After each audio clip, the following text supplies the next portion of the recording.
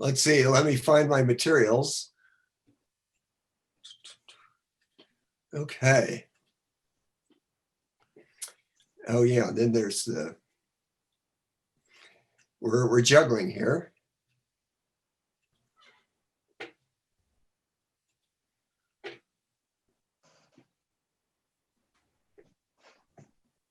Okay. Okay, and I just realized this. So is everybody seeing my desktop? Yes, the Yes. desktop with all of the various, it looks like a copied image left to right, something like that. Looks like Burning Man to me.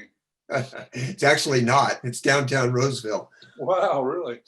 We're seeing your entire desktop, Douglas, rather than just the image. Right, Peter. And I just realized that I did not get that plan in place. I should have had what I want to tell you guys on my other computer, because if I go to this with full screen, I won't be able to see what I need to tell you. So, yikes. There. Oh, you were on full screen and then now you're back. Yeah, but when I'm on full screen, I don't have my own material. But you can just make your screen larger or smaller to cover it, right? Yeah. Just drag it with the corners or something. Well, yeah, I've done that, but this is what it would look like. Does this picture look big enough to translate? For me, it is. Everybody, yeah. I think I see people nodding. Yes. Okay. Go ahead. Go ahead. We'll wing it like this. I think that's the best thing. So, hi everybody. Sorry about the technical stuff. This is the art of making a great photo. So let me start by telling you how this class came to be. Kathy Triolo deserves a lot of credit for creating this workshop. See, she started by suggesting we should be very responsive to the survey that everybody took last fall. I think it was just after the last workshop. And we tried to make the classes today responsive to that survey as best we could. So one of the respondents in that survey asked for a class in how to see a great photo. And I thought that was really interesting. And that person went on to ask how to make a great photo of kids playing on the beach in full sun and how to overcome the challenges of a scene like that. Excuse me, morning voice. I had a reaction to this request and it created this class. And I want to thank whoever made that comment in the survey. I don't know who it was. I think it's cool that you did. I also have to be honest, my reaction was, made me feel like pushing back a little bit at an intellectual level. When I read how to see a great photo, I sensed an implication that the photo is out there waiting and the photographer only has to go find it. But most great photos, I believe, were created, not found. Josh Cripp's photo of the solar eclipse with the camel is a spectacular picture. I think everybody would agree this is a great photo. Excuse me. For those of you who heard his lecture, you already know the story. For those of you who didn't, he spent months doing a little bit of preparation over months. And then when he was at the location, he spent 3 full work days. And then the next morning clicked this picture. So he probably had 40 hours in before he even clicked the shutter. And a great photo resulted. And by the way, about those kids on the beach,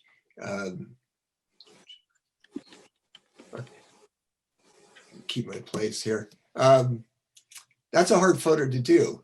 If you only brought a camera and the sun is high, you're never going to get a great shot. The great shot would be made by bringing a crew of 4 assistants to hold a 15 by 20 foot scrim above your subjects to diffuse the sun. Or if not that, then perhaps bringing a generator and a powerful studio strobe system that's strong enough to be almost as bright as the sun. These photos are of my brothers and my nephew playing Frisbee on the beach. And I actually staged this to some degree. I had them face into the sun, and it was a lower afternoon sun. And then I got with the sun behind me, and my other nephew was throwing the Frisbee to the three. So this is about the best you can do with only a camera. I'm hearing lots of beeps. Is that people going in and out, or do I need to do anything about those beeps? Zoom beeps. Guess not. Occurred to me to look at the Zoom window. I did want people to be able to comment and ask questions spontaneously. I believe everybody has the ability to unmute themselves and ask a question if they want. Yeah, if they just hit the space bar, they should be able to unmute themselves. Now, I moved my iPad, Douglas, for room 1 into the other part of my studio. Is it still clean? Yes, the audio is still clean. All right, so I just moved the iPad to, like 20 feet from me, so Okay, I can still monitor the other room. great. But, okay. And to everybody else who's in this class, I do want you to be able to comment and ask questions at will without doing any of the Zoom raise your hand stuff or anything like that. So feel free. So just maybe if you just unmute yourself by hitting the space bar, everybody should be able to talk. And if you have a question, maybe it's easier just to raise your hand, then because Douglas can see you if he's on gallery view. Well, no, David, as a presenter, I'm not seeing Zoom at all. Oh, because you have a share screen? Yeah. Oh, okay. All right. So just jump in and ask a question, I think, just by unmuting yourself. Yes. So everybody, please do. So the last comment about the beach photos is they're fun photos, but they're never going to be a great photo without more of an effort going into the photo. And looks like 2020 is barging in on this presentation. That looks like 2020 to me. Jeez. I've lost your screen. Oh, did anybody else lose my screen? No, I still see it. You'll see it. Okay, so Taking a and photo of a sign that says boring. yes. I see your screen, Douglas. Okay, so Anne, sorry, seems that you've had a problem that's just at your end right now. So I'll forge ahead here. So I'm going to go a little off the topic of how to make a great photo just briefly. It might provide some perspective or insights. It's about how I got into photography. I took 4 years of high school art at a high school that had a great art program, but it didn't have any photo program. I loved creating artwork, but by the time I graduated, I hadn't really settled on a favorite medium. Although I do have a fondness for high-end paper mache. What I learned is that all the mediums I'd been taught are slow. I had so many ideas, but it could take a month to execute one idea. I thought this was boring. Just after high school, I discovered photography. Photography allows the artist to explore more creative ideas in less time. At least that's what I thought in 1976. As I developed my artistic skills, I learned how great long exposures are.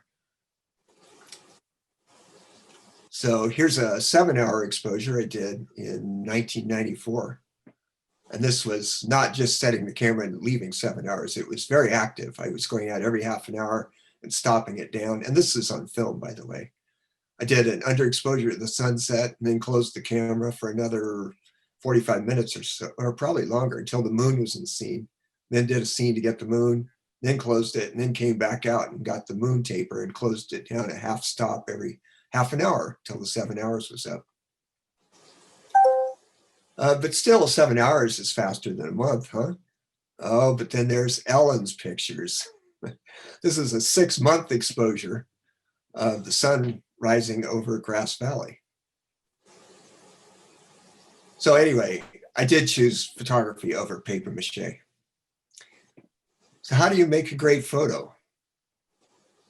To me, it's a big deal to decide whether you're going to find or create your photos. This is an important distinction. Let me scroll and not lose my place. I have seen some great found photos. These images were mostly found by traveling to photogenic locations around the world. Oh, it's in the wrong screen highlighted. Sorry, just lost my place. Getting back.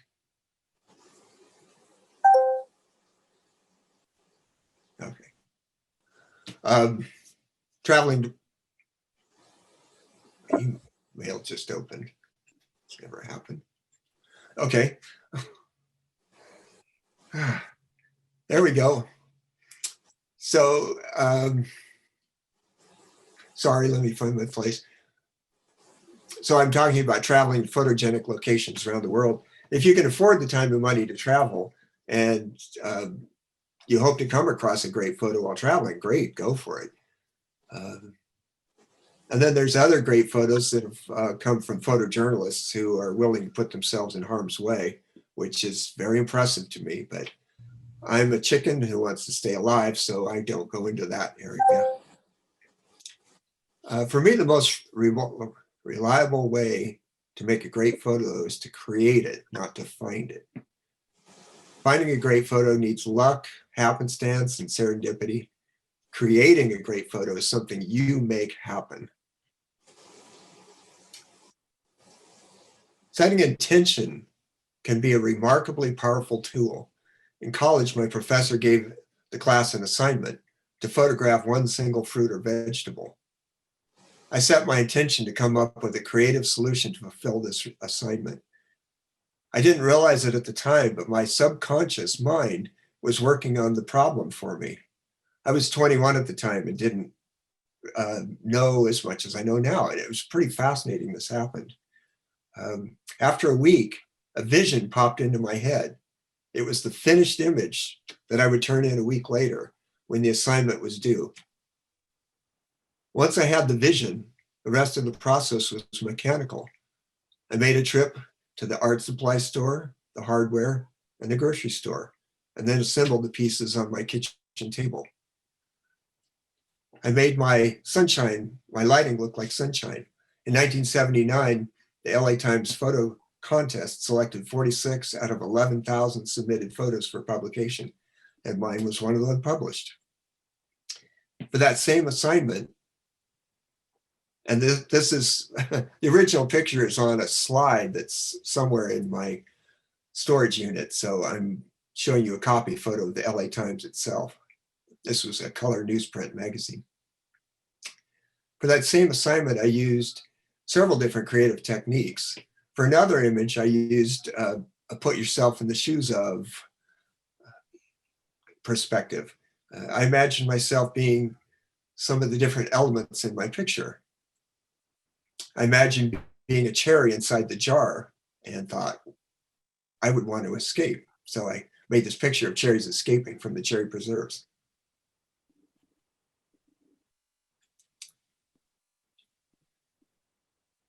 A more specific version of setting intention is pre-visualization. And when you've rented a studio and hired a model, don't just show up and hope a great photo happens. Visualize what you want ahead of time.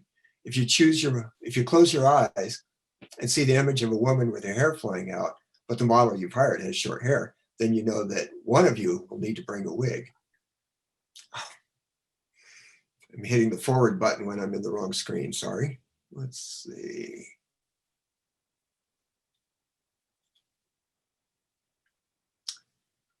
Okay, one of you will need to bring a wig. And then using photo pills to get the Milky Way over a certain rock formation is an excellent example of pre-visualization. And that one was before I knew about photo pills, but photo pills is great for this. And then there's this photo from Burning Man. This is Chris and April. Chris built this zebra corn from scratch. It's a kind of a go-kart technology. It drives around. And he wanted a great photo of this. And I told him, okay, follow all my direction and we'll get this photo made. So Chris and April followed all my directions, the time of day, the position, and everything. I knew the crescent moon would be there, the dusk sky. And I directed April throwing the scarf, and Chris blew off the fire. And then they used this for their Christmas card. And let's see. And as an aside, just making sure I'm staying with my notes here because they're good notes. So as an aside, this zebra corn is pretty amazing. It has its own sound system, its own lighting system. It shoots fire. And if he pushes a button on the handlebar, it squirts margarita out its ass. And a few years after he built it, the New York Times did a feature on him and a zebra corn and put it right on the front of the entertainment section. And let's see. So this discussion, as you can tell, about how to make a great photo blends into creativity. They're very much intertwined. Notice, I hope I said it correctly because I'm not reading meticulously. I wrote, notice I said using creativity, not being creative. You don't have to be born with some kind of magical creativity radiating from your fingertips. Yes, spontaneous creativity does happen and can make a great photo, but most great photos come from using creativity as a tool. And there are different types of creativity you can employ. The first method I'll talk about here is playing. Playing is a fantastic way to approach this. Playing, exploring, experimenting, being curious, being in a time period where you have lots of open-ended free time. I found this to be really enjoyable. I like doing it this way. And I playfully scan, oh, did it again. I clicked while I was in my text. There we go. So I had a little free time and I gathered some leaves out of my front yard and started saying, well, what happens if I put them on the scanner? What happens if I do this? And that's how this image was achieved, was by playing. And then in Photoshop, I said to myself, well, let's make some of it negative and some of it positive. And I was really happy with the result. And it ended up being a series of pictures for a few years.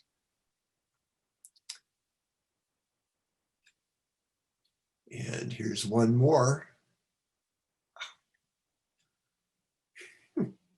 It's so easy to go back to the text and click. There's one more. So related to playfulness is this technique. You could make a list if you wanted. I have a long list of things to try with each image in Photoshop or Lightroom. Choose a photo that's a little less literal and a little more abstract. Something like maybe a flower picture where you're looking straight down on the flower.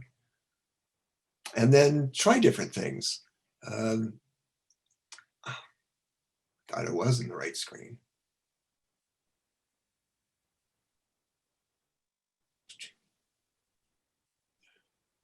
Okay. So I started with this image and I've been working a lot. So I was making this presentation till late last night. And I started with this image and all the images you're about to see were made within a very short time period, 8, 9, 10 minutes, something like that. So I'm playing with this image in Photoshop. So here's the beginning image from Ananda a few years ago, black and white. This is sliding the hue slider 180 degrees. That's a negative or inverse. And this is mirroring it. This is a fun one. I've really enjoyed this. This is making a negative and then sliding the hue slider 180 degrees. And so you get back to the original color, but it's a inverse. The shadows are light and the highlights are dark. Putting a mat around it, make it into a precious little jewel in the middle of a big mat. This is now in Photoshop filters and artistic filters, this is the neon glow. And this is colored pencil. And then there's, of course, in-camera creativity, which I did for years before digital photography came along. I clicked the text again.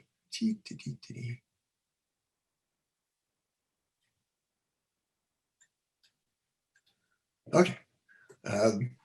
There's in Photoshop, you can take one element, place it in another element. I did this back in 1995.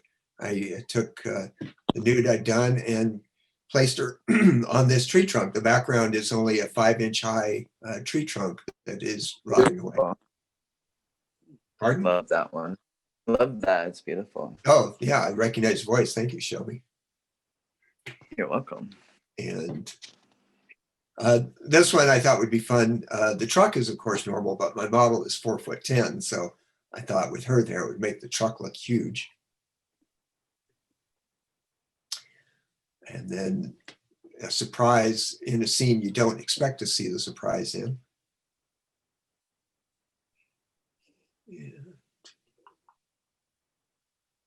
And then I also like absurdist humor. And I thought the WD-40 was a silly touch to put into this picture. You know, what in the world does WD-40 have to do with a skull? And then it occurred to me as I was putting together this presentation, I should go in there and change the label on the can and make it a fountain of youth elixir. That's funny. So this is we're still in the category of in-camera techniques, things to play around with and try. This is Jennifer Conda. She ended up being a very famous bass guitarist for Don Henley and a bunch of others. But what this is a strobe to light her face. And then the strobe goes off, but the exposure stays on. And then I asked her to turn and look out the window. And photographing lightning, I thought, why not have some fun with it? So I put different colored pieces of acetate in front of the lens as the different lightning strikes went. And this Great was, idea. thanks. This was a black slide back in the film days. I did this picture 1987 or so. And I took a straight edge and an X-Acto knife and just cut a whole lot of slits in the slide, then put it in a slide projector and shined it on my model. So another aspect of creativity that I really want to give a big plug to is collaboration. I think that's a almost untapped field. It's so cool to work with another photographer and come up with ideas together in the same session.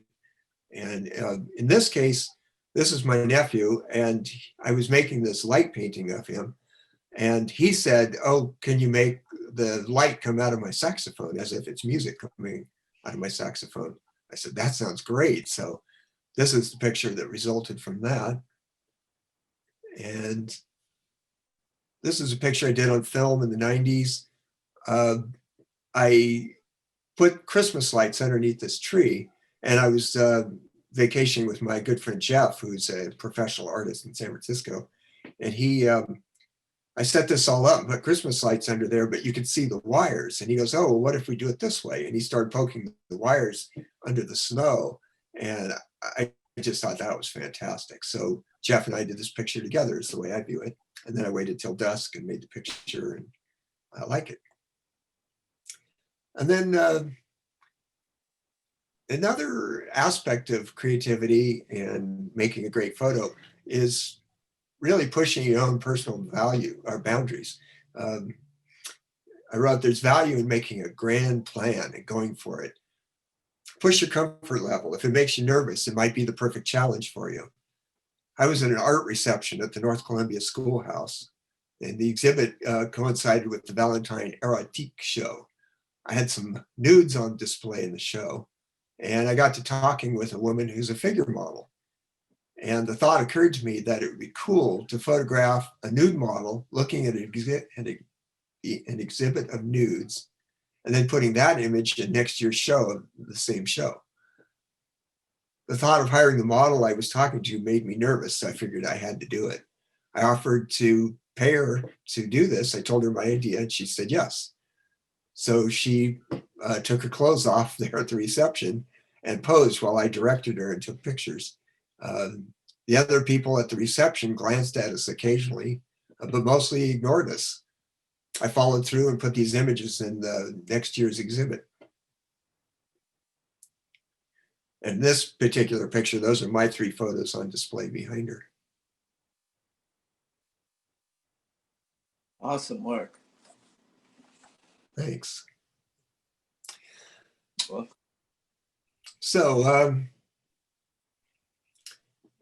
many of the ideas I've shown have been kind of far out and maybe not your cup of tea.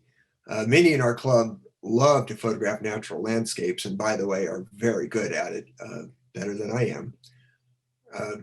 If this is your passion, next time you go out, set an intention that you're going to make one great landscape photo that day. Don't go out just photographing whatever looks pretty.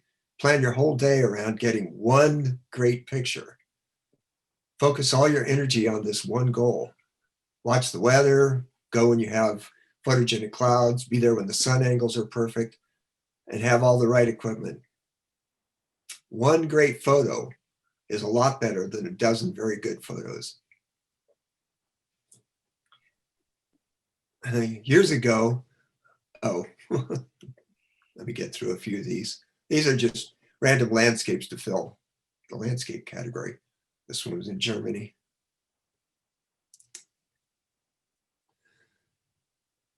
So a few years ago, my friend gave a talk on creativity, and he brainstormed with himself on his computer, and he completed this chart, and it's really fascinating. There's a lot of inspiration in here.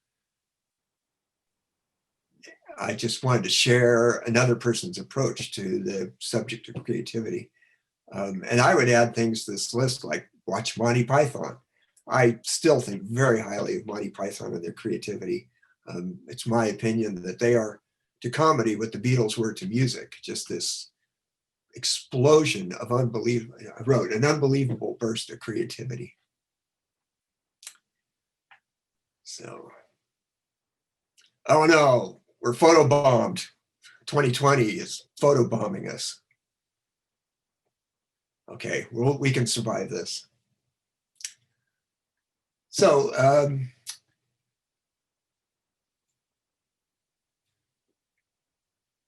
it's only fair to acknowledge that a few areas of photography do require resources. To get a great travel or a great bird photo, you'll need to spend a few $1,000s in those categories, typically. Oh, and then I added a point. I didn't get my sample photo for it. When you look through a magazine and you see one of those extremely polished pictures of the next year's car, latest model of car, and it's just looks perfect. Remember that that was probably a crew of 3 people working 3 to 5 days to create that one photo. It takes effort, it takes planning, it takes a lot more than a snapshot.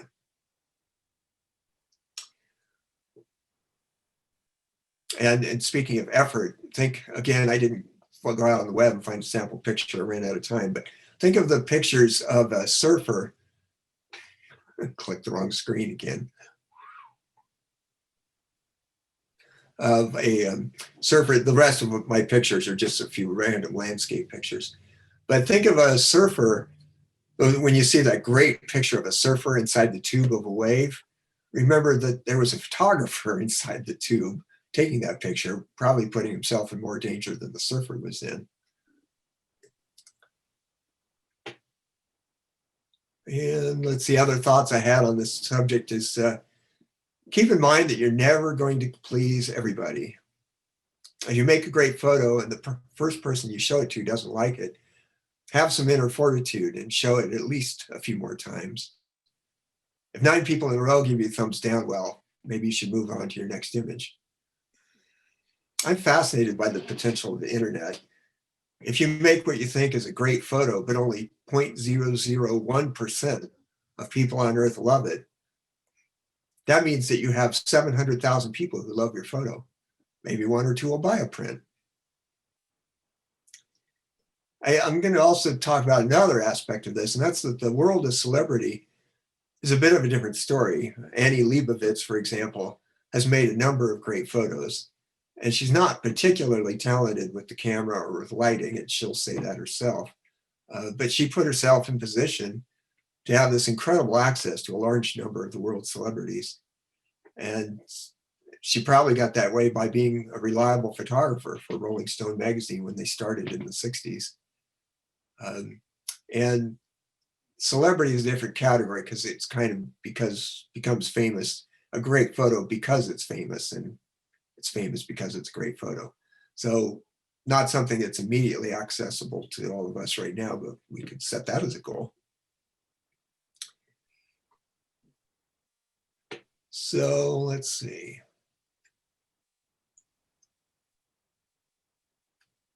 Wondering how I can get back to, okay, I'm going to stop sharing my screen so I can see the group. And so, Mark Davis, can I pick on you for a moment? You want to unmute yourself? There we go. How's There you that? go. So you made some incredible underwater pictures. Do you want to talk about a picture you're proud of and how much effort it took? Oh, wow. Yeah, the first of all, the camera gear is pretty different than what you're used to. I have to have a waterproof housing and underwater strobes that can, handle depths, down to probably 130 feet. And I'm using a low-end Canon inside an Icolite housing with dual Icolite strobes. And then I usually think about some specific critter that I want to see, and I have to decide where in the world I need to go to find that individual critter. And it could be something as big as a great white shark or something as small as a pygmy seahorse. So on a recent trip, I decided I wanted to photograph great white sharks. So I went to Guadalupe, Mexico, where they had a boat that would take you out to the spot where the great whites congregate and be inside of a shark-resistant cage, and then do your best to get the sharks. They actually would lure the sharks in with bait on a rope, and then they had cages that would submerge down to 30 feet, and some other cages that were up at the surface. And so it was a pretty fun adventure, and I think I got a couple of pretty good images out of it. It was pretty fun. Wow. That's even more than I expected. You're swimming with the sharks, literally. Thanks, Mark.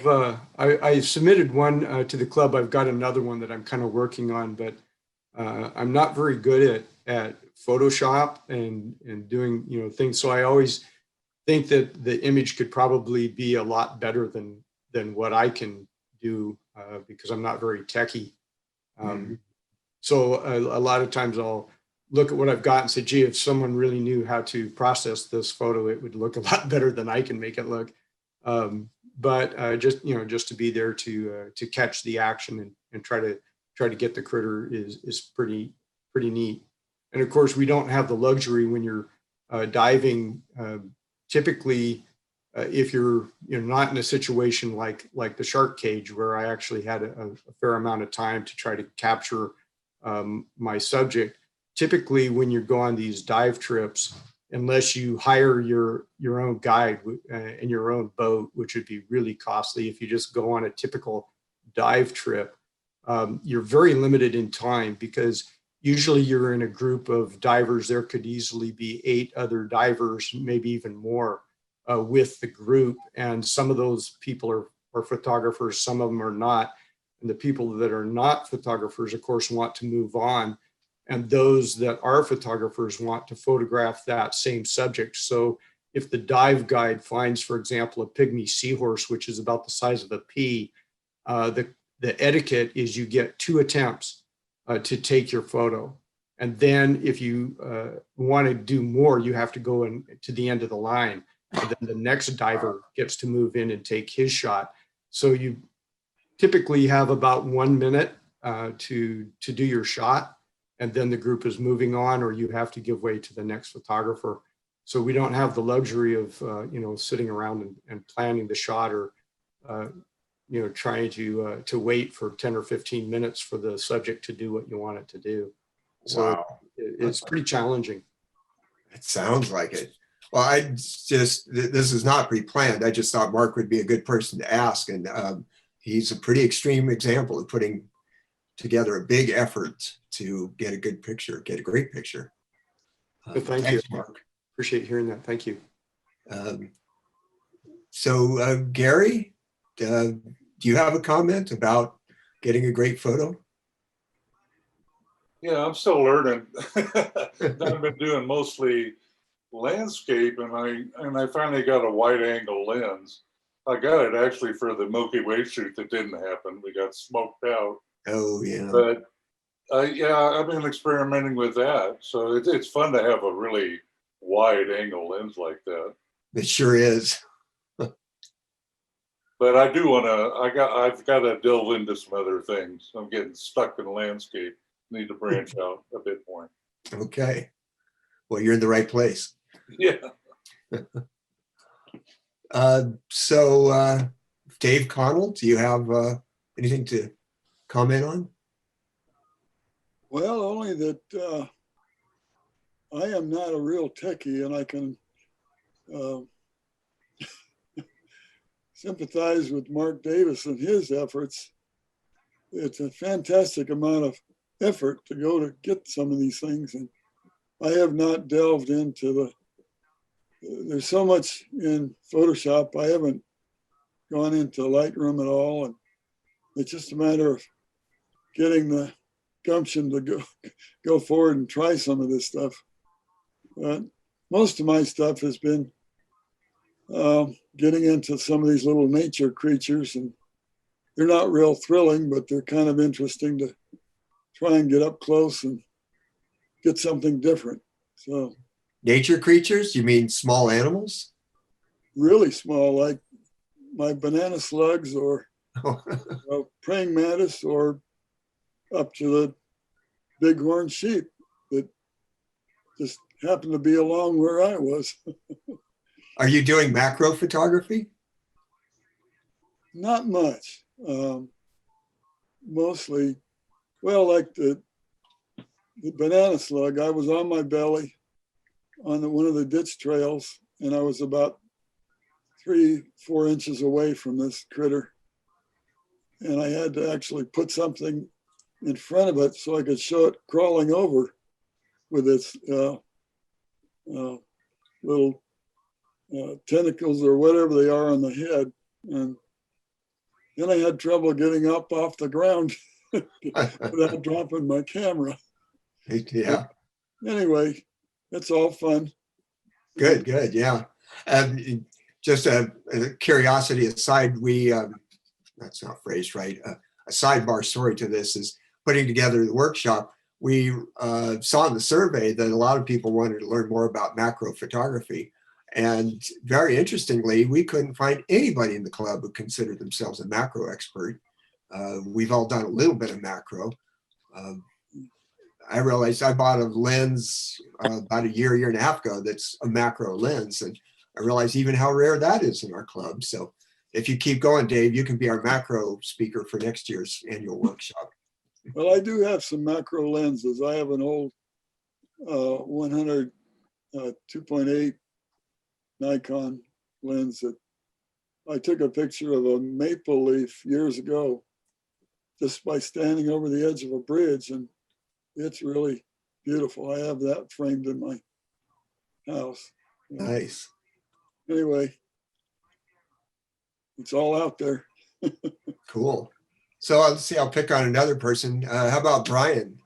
Do you have thoughts to share? Brian Dunbar? My thought was that going to Bhutan a couple years ago was just incredibly rich opportunity.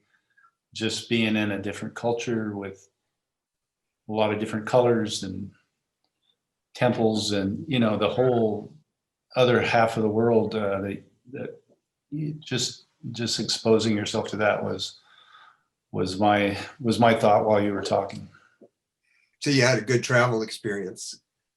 Yeah, and just seeing the difference, you know, everything looks different there. The schools, the Yep, people on the okay. street, markets. So. Well, that's the way it is. Jonathan, we can hear you. I suppose so. Well, we've lost Jonathan. Okay, thanks, Brian. Let's see, does anybody else have a comment? Shelby? So I'm a macroist. I love doing macro shots. I've been doing it for many, many years. Oh, and okay, how about that? I should have asked you. Yeah. And what I like about what I do with my photography is I always photograph in the sweet light, either sunrise or sunset. 173? 273, okay. Sorry, Well, I don't think I have, let's see. Oh, there, okay, I do have the ability to mute him. Okay, so go ahead, Shelby. So I photograph a lot of things in the sweet light, like in the very early morning, at night. And so that's one of the things I really enjoy. And also action photography. I photographed the San Francisco Giants and my son's teams and dance. And so that's what I do. And I also have a lot of experience in Photoshop, and I'd like to offer that to help people because I've been doing it for over, I don't know how many years since it was created. And I'd love to help people just learn even a little bit. It just makes a huge difference. And I'd love to help people with that. That's true. A little bit can make a huge difference. Yeah. Yeah, I like that. And it's also less is more when you Photoshop sometimes, you know, just a little bit is better than a whole lot of other stuff. You know what I mean? You could overdo it. So can you tell me about making a great photo? Well, to me, when you like photograph like a portrait in the sweet light, I think about composition, how everything's falling and the light on people's faces. I like to see the eyes. So when I photograph portraits, I don't want to squint. I just want to see like their spirit. So what I do is to make a great portrait, I capture the essence of the people I photograph. Nice. And then I just maybe darken the background. I put a little bit more black in their eyes, a little bit more white in their eyes. I can even take their eyelashes and make them this. And when it's in a portrait, you don't notice, but you do notice in the long run. So I like to do just a little bit of Photoshop, even though it might take me a week for some portrait for one, to just play around with it, clean it up. You know what I mean? And so that's what I like to do. Share it with others. Thank you. So let me pick another person. Mike Weitzman, do you have any stories for us about making a great photo?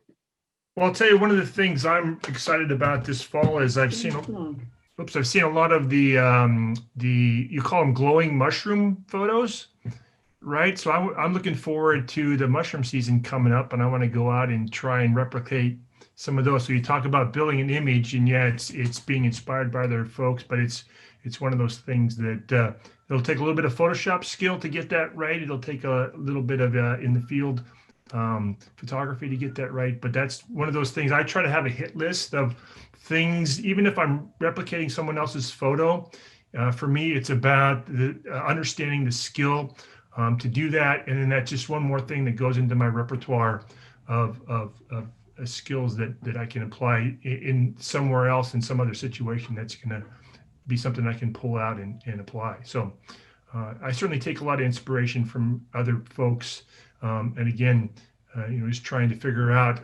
As an engineer, I try to reverse engineer how someone got somewhere. Try to learn as much as I can, and then go out and make sure that I can have that skill set to do that image, right? I heard you say a few interesting things. First, I'm curious. Sounds like there's bioluminescent mushrooms.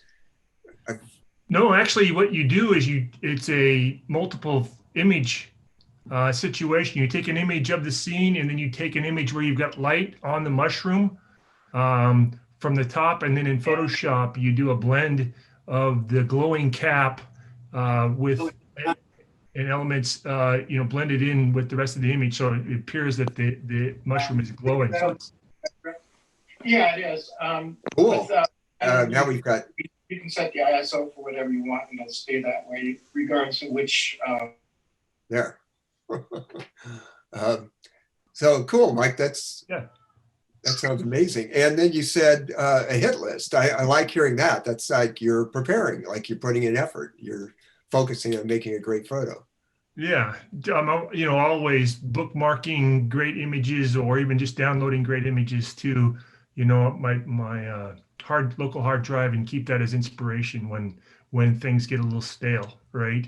When you're trying to figure out what can I go do if you're just filling a creative void. Try to take it, and we've done that all through all these years. The great photography masters, and even being in the club for me has been an inspiration, just to hear and see and be in the field with other folks. So that's the other great inspiration that I found being in the club, is just being that camaraderie and being able to see what other people do, right? Excellent. Thank you. Thanks, Mike. Does anybody want to volunteer to make a comment and jump out? You want to wave your hand at me? Okay, I'll pick on somebody here.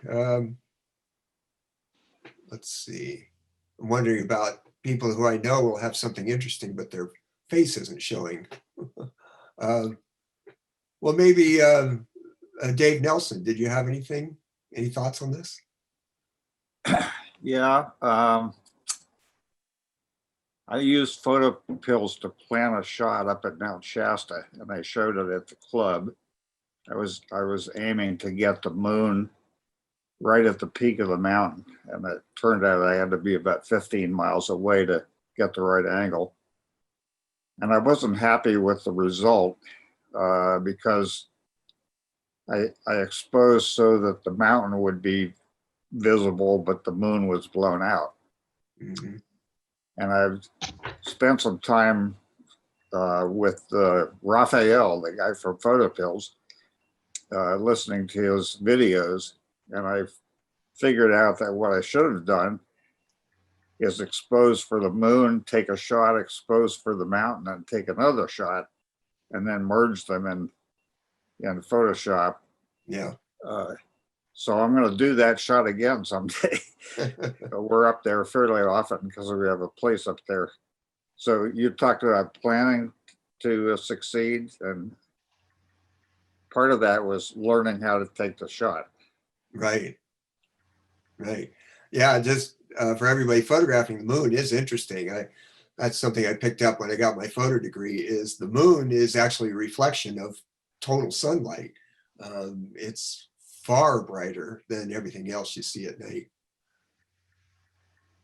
Yeah, we had that full moon just recently that was in the paper, and I actually went out of my driveway or up on the bank and spent probably 30 shots trying to figure out what's the right exposure for getting the moon to show the details perfectly. Uh-huh. Yeah, well, good job chasing that one down. Let's see. So as far as people who are live, Jimmy, Marcio, do you have any thoughts about getting a great photo? Well, yeah. And my first thought is, damn, it's hard. I'm not an overly creative individual, and I just miss the obvious sometimes. I shoot a lot with Sheila, and she is much more of an artist than I am. And I'll see a tree, and she'll see a good photo. And I work on it, but that's all I can do is I can work on it. The club is a great inspiration. I am absolutely in awe often of what I see, as well as sometimes I see something that I have also shot that's a much better photo and much more creative. And I see it, then I think, why didn't I see that? So, work in progress. I got to admit to being able to call myself a photographer not much more than a year. I've been on manual about a year. Uh-huh. So those are my thoughts. Cool. And I appreciate your program. No, thank you. You are a true creative individual, and I envy that. Well, thanks. And I hope the creativity can seem more like tools rather than a mystery. And you can just go, yeah, that's a way to get from point A to point B. Let me give that a try. And it sounds like you're already doing a lot of that and well on your way. Well, working on it. Work in progress. Cool. So, okay, Ellen, you went ahead and appeared. Do you want to talk about making a great photo?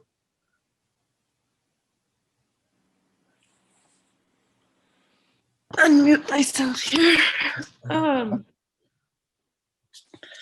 don't know. So one thing that I like to do, so when I go and photograph the river, I know everybody and their dog goes to photograph the Yuba River, but I still love to do it because for me, it's a very meditative process. I can easily spend an hour getting a photo, like the composition and getting things just right. Because sometimes, it's like I'll see, an interesting feature, like a little thing. Actually, the photo behind me, I don't know if you can see it. Oh yeah, I remember you submitting that to one of the critiques. Yeah, no, it was just a little divot in the rock, and then it was covered with ice. And I just was really drawn to that little scene. And then I probably spent a good hour trying to find just the right composition. And it's like, meantime, it's like, my tripod is like got legs sprawled all over and a lot of times I'm not always comfortable. I'm trying not to fall in the river or break my leg or whatever. And just trying to get the focus so first of all, I spend a lot of time getting the composition just right. And then after that, then I'll make the adjustments for like exposure, depth of field, and actually I'll play with different depths of fields, exposure times. And I just really sit there and I work with the scene because it's like, I know there's a photograph there. You just have to sit there and kind of ferret it out. Sometimes, and then once I finally get everything just right, I'll just sit there and I'll just shoot, because just the water coming by can do so many different things, and each photo is a little bit different. And then I can sit there and I can find what water I like the most, how, it's like, is there a little swirl or is there a little, just is anything. And then when I go into post-processing, sometimes it's just, I find the one photo that really works, but sometimes I'll have to like cobble a couple of different photos together, because it's like, well, maybe I like that swirl, but that little bit didn't work. So anyway, but yeah, no, it's just a lot of putting things together to make it work right for me. So Okay, thanks, Ellen. You can go back to bed now. That was inspiring, Ellen. Thank you. well, thanks. So, Sheila, are you available to comment? I see not your picture, just your name. Is it, if it's low bandwidth, you might be able to comment. I'm here. Excuse me, I'm here. I wasn't dressed. I just put on some clothes. So I was about to leave the meeting and come back with clothes on and video. Ah. I don't know what to say except that you guys are so good at what you do. I am always intimidated when I look at your photos. Yours especially, Douglas, but everybody is very good. I am totally intimidated. Well, you put some good ones into the critiques, so something's happening. Well, I hope so. I hope you're all making me a better photographer. And that's why I will continue to come to the meetings and the classes and everything else, because that's my goal, is to be a good photographer. All right. Cool. That's setting intention. Okay, I'm going to leave now, but I'll be back. Okay, thanks, Sheila. Let's see. Dave McClellan, did you catch enough of that to make a comment, or do you want to wait for the next round? Oh, I just dropped into the meeting a little bit out into all this. And so, but I'm assuming you're asking, I heard part of the question was, what do you do to make a good photograph? And I'll have to second Ellen's thoughts, and that's just slow down and take your time. Of course, the old adage of look behind you always works, especially when you're somewhere like the river, when everywhere you look, there's something amazing that you could actually stop and work on. And not only look at the grand design of the big landscape, but the tiny details in between the rocks and the bushes and whatnot. Yeah, thanks. Yeah, the river. River's Not only fantastic. for the landscapes, but if you're doing architecture in town, that sort of thing. There's just take your time, look around, see the shot, and the pre-visualization. I'm sure you talked about that earlier as well. Yeah. We've seen a lot of articles about that in the magazines and online, where they're, and especially with the night shots, when you've got to figure out where to be within miles of where you might need to be to get exactly what you see in your mind. And all that's part of slowing down too, with the big picture, slowing down and taking a month to figure out what you're going to shoot. Good stuff. Yeah, thanks. And yeah, that was part of the talk earlier. Briefly, I mentioned how photo pills is like an automatic way to pre-visualize. So let's see. So Bob Larimer, do you want to make a comment? Well, just seeing what the members do, I also feel very intimidated. I've put a few in when I get the courage up to do it, and I've been pleased with them, but it's just great to learn. Mm-hmm. Cool. Okay, thanks. And let's see, scanning the list here. Is Gary Wade, are you available for a comment?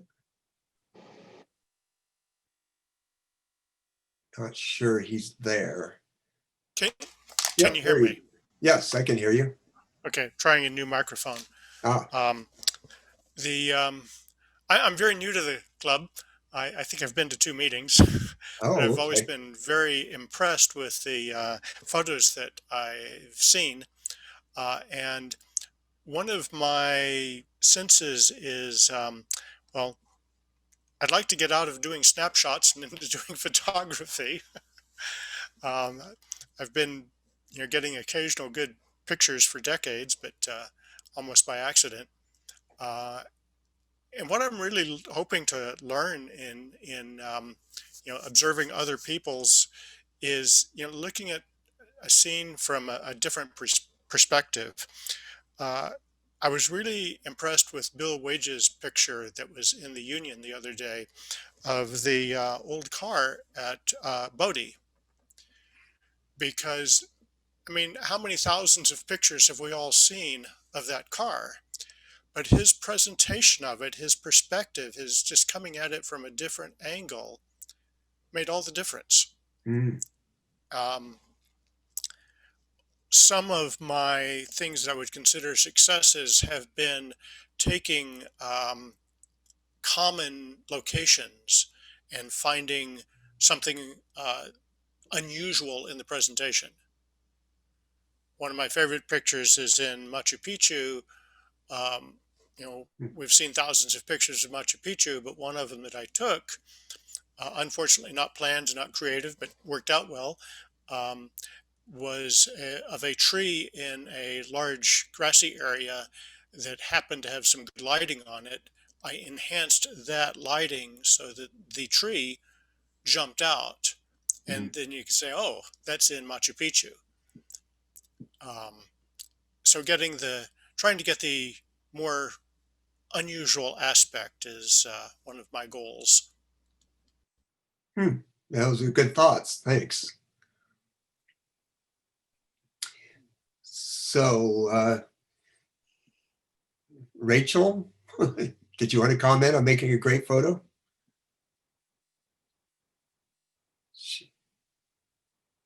She's busy facilitating this meeting. She may not be within earshot right at the moment. Jonathan, do you have any comments on making a great photo? Okay, yes, I am. Okay, I'm not always in the inspiration of taking photos, but there are a few places in the area where I go to, like the Yuba River, the lake next to my house, and the Sutter Buttes. So if I just drive towards these places, I already get motivated, to take, and then all of a sudden things happen. So sometimes you just have to take an action, a move. You have to make a move, and then something happens. And also right now, the changing of the seasons is beautiful. I mean, to look at the trees, for example. So I try to be inspired when at the change of the seasons. That's a very important time for me to go out and search for subjects. That's all. Well, a lot of the photos you've gotten of mist on a lake and things like that have been really beautiful. Thank you very much. Thank you. You're welcome. That's all I have to say. Okay.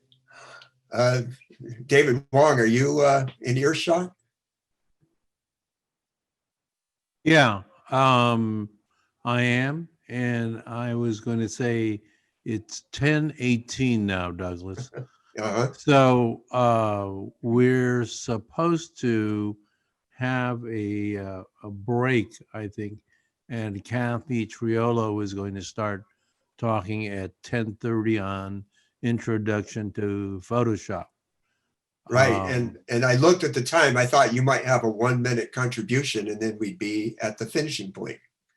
Oh, well, I've been monitoring, I've been bouncing around, monitoring the other room, listening to you and doing everything else. I know you've been asking people about their thoughts and whatnot. Do you have a brief experience about making a great photo and what it took to get that great photo?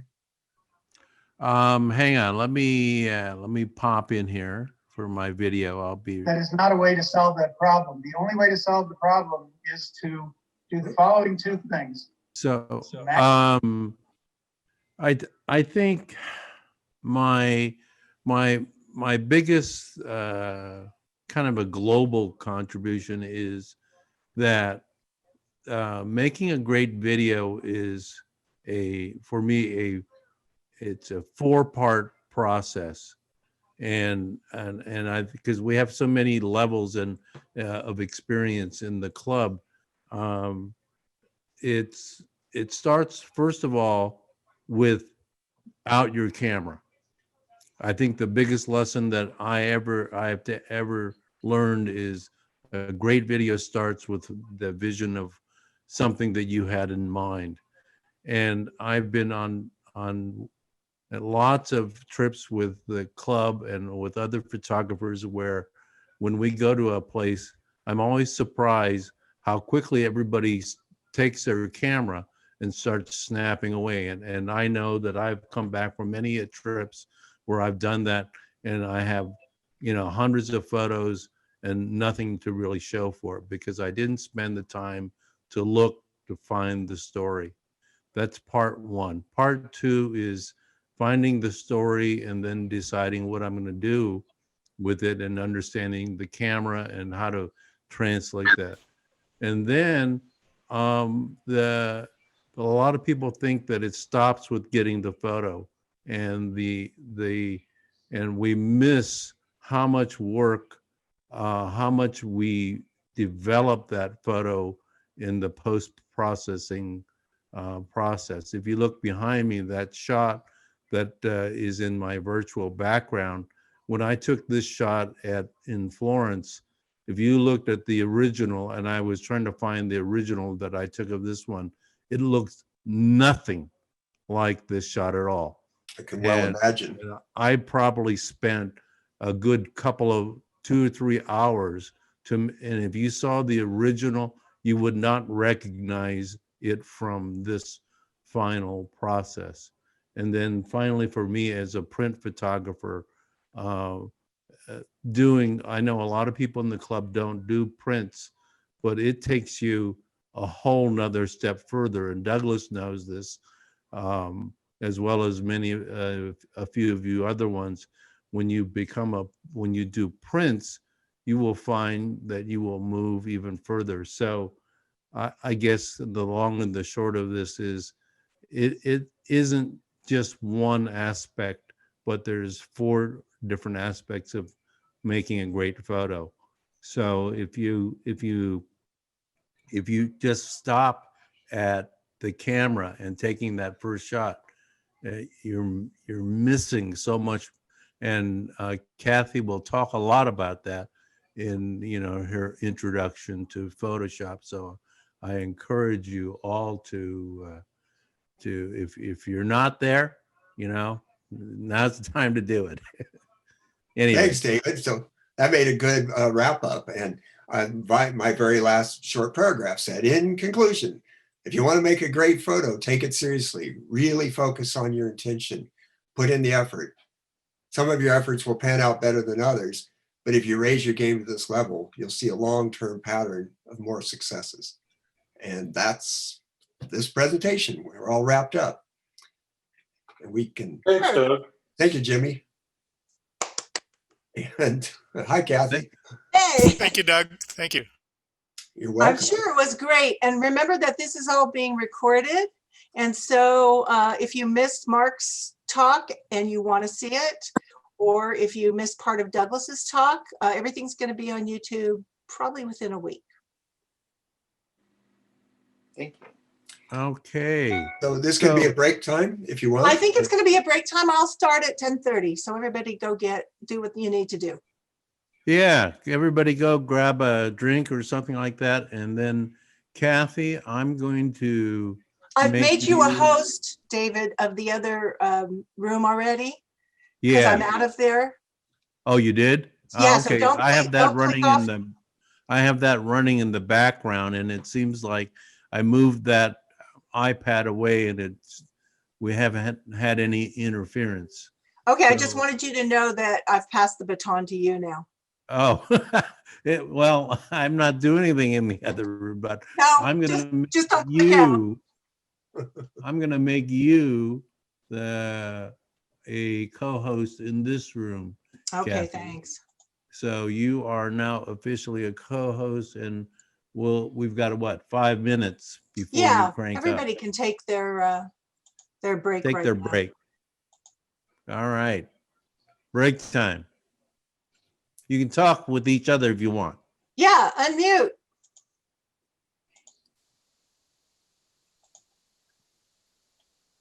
You have to unmute yourself if you want to talk. Nobody can do it from here.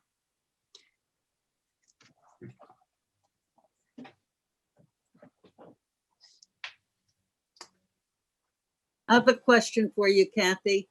Yes, Probably- Miss Sheila. It's a Photoshop question. Mhm. Photoshop has a new feature, sky There's a couple of new replacement. features. Sky replacement. Mm-hmm. If I were to take one of Photoshop skies and put it in one of my photographs, could I submit that for critique? Well, yes, as long as you put it in one of two categories. And that can be either the assigned category or creative anything goes. For instance, just this last Monday, Janice Rossner submitted a photo and Dave McClellan was doing the critique. And he said, I don't know why this is in this category, because she did a great job and Photoshop does a great job.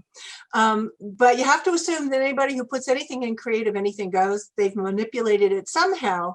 And the thing I want you to know about Photoshop sky replacement, and I'm going to talk about that just a little bit, is that it does such a good job that you sometimes just cannot tell. So I'm not telling you what to do, Sheila. I just gave you the parameters. Okay, thank you. Also, if I may say something, Kathy, Absolutely. you can also add your own skies if you want to. Yes. Into the app. Okay, thank you. Yes, exactly. You can add your own skies. You can add anybody else's skies. The thing right now is that you can only do it one at a time. There is no mass uploading of your skies into that particular panel. I'm sure the next iteration of Photoshop 2021, they're going to get enough feedback that people want to load a folder of skies as opposed to one at a time. Right. Hey, Jan. And actually, I think that's part of the creative piece will be, I'm trying to look for skies, and because I tried that, and if you don't have just any horizon, it starts to peek into your own image. So now I'm going to actually go out with the express idea of getting good skies that I can put in, to my own images. Have you used the controls, Mike? Because the controls are pretty amazing for changing the horizon, blending it in. Yeah, I not completely yet. So I spend maybe half an hour playing with it. But yeah, that's one of the things I can figure out, right? Yeah, you shouldn't have a problem. And I have tons of skies that I'm willing to share with anybody. So I've been taking skies since before Photoshop, I think, which is when I was a baby. So I've got lots of skies to share. If anybody wants skies, just send me an email and I'll send you a folder of skies. Here. So it's break time right now. We're not going to start for about 3 minutes. I'm just going to move a few things here.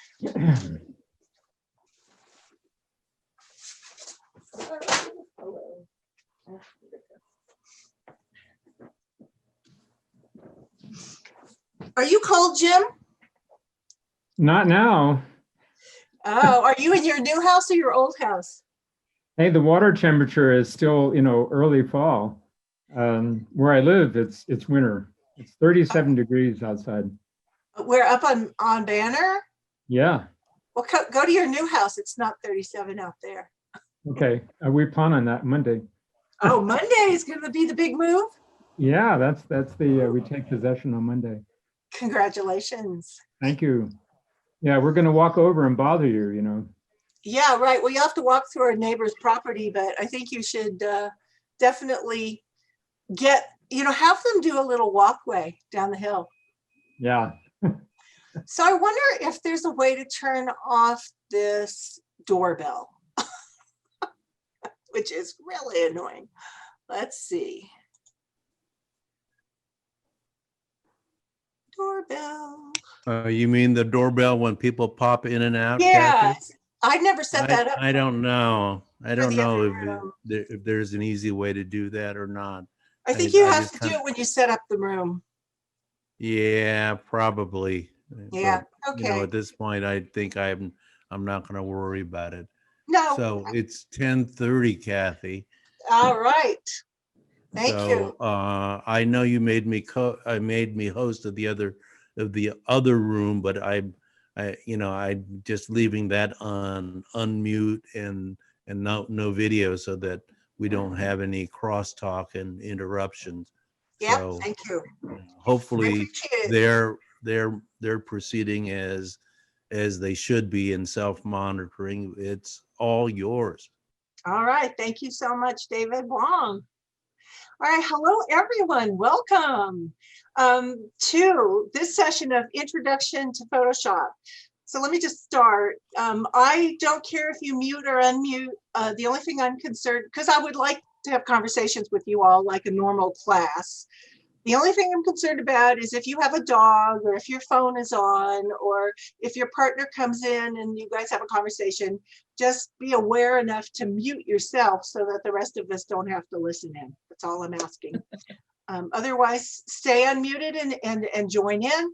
The pace of this class is that we have about an hour and a half. We're going to go till 12 noon and then it's lunchtime. And I'm going to try and answer everybody's questions. Originally, I was hoping we could all go through the interface together. So if you have another device and you want to try and follow as I go along, that's great. Just be aware that I don't have time to stop. And if you have a problem or can't find something, I can't work with you in this moment. And there's the doorbell. But if you put something on chat for me, as soon as sort of I'm done with the formal presentation, I will get to look at chat and I will answer your questions. So does that sound good for everybody? Mm-hmm. Great. All right. All right. So let's go ahead. First of all, this is a basic introduction. If you already know the interface to Photoshop, go visit Rick's Photo Pills, because this really truly is basic. If you want something more than basic, then come to my afternoon class, which starts after Rachel's class. Rachel is teaching Lightroom at 1. I'm going to be teaching at 2:30 a more advanced basic Photoshop. Well, you know, it's not going to be hard, but you do have to know the interface and how things work in Photoshop, which is what I'm going to talk about right now. So I don't want you to get bored. If you want to leave the room midway because you're saying, hey, this is too slow for me, I'm not going to be, you know, my feelings aren't hurt, move over, go somewhere where if you're going to interested in photo pills with Rick, I'm good with that. Okay, so welcome. First of all, this is basic, as I said.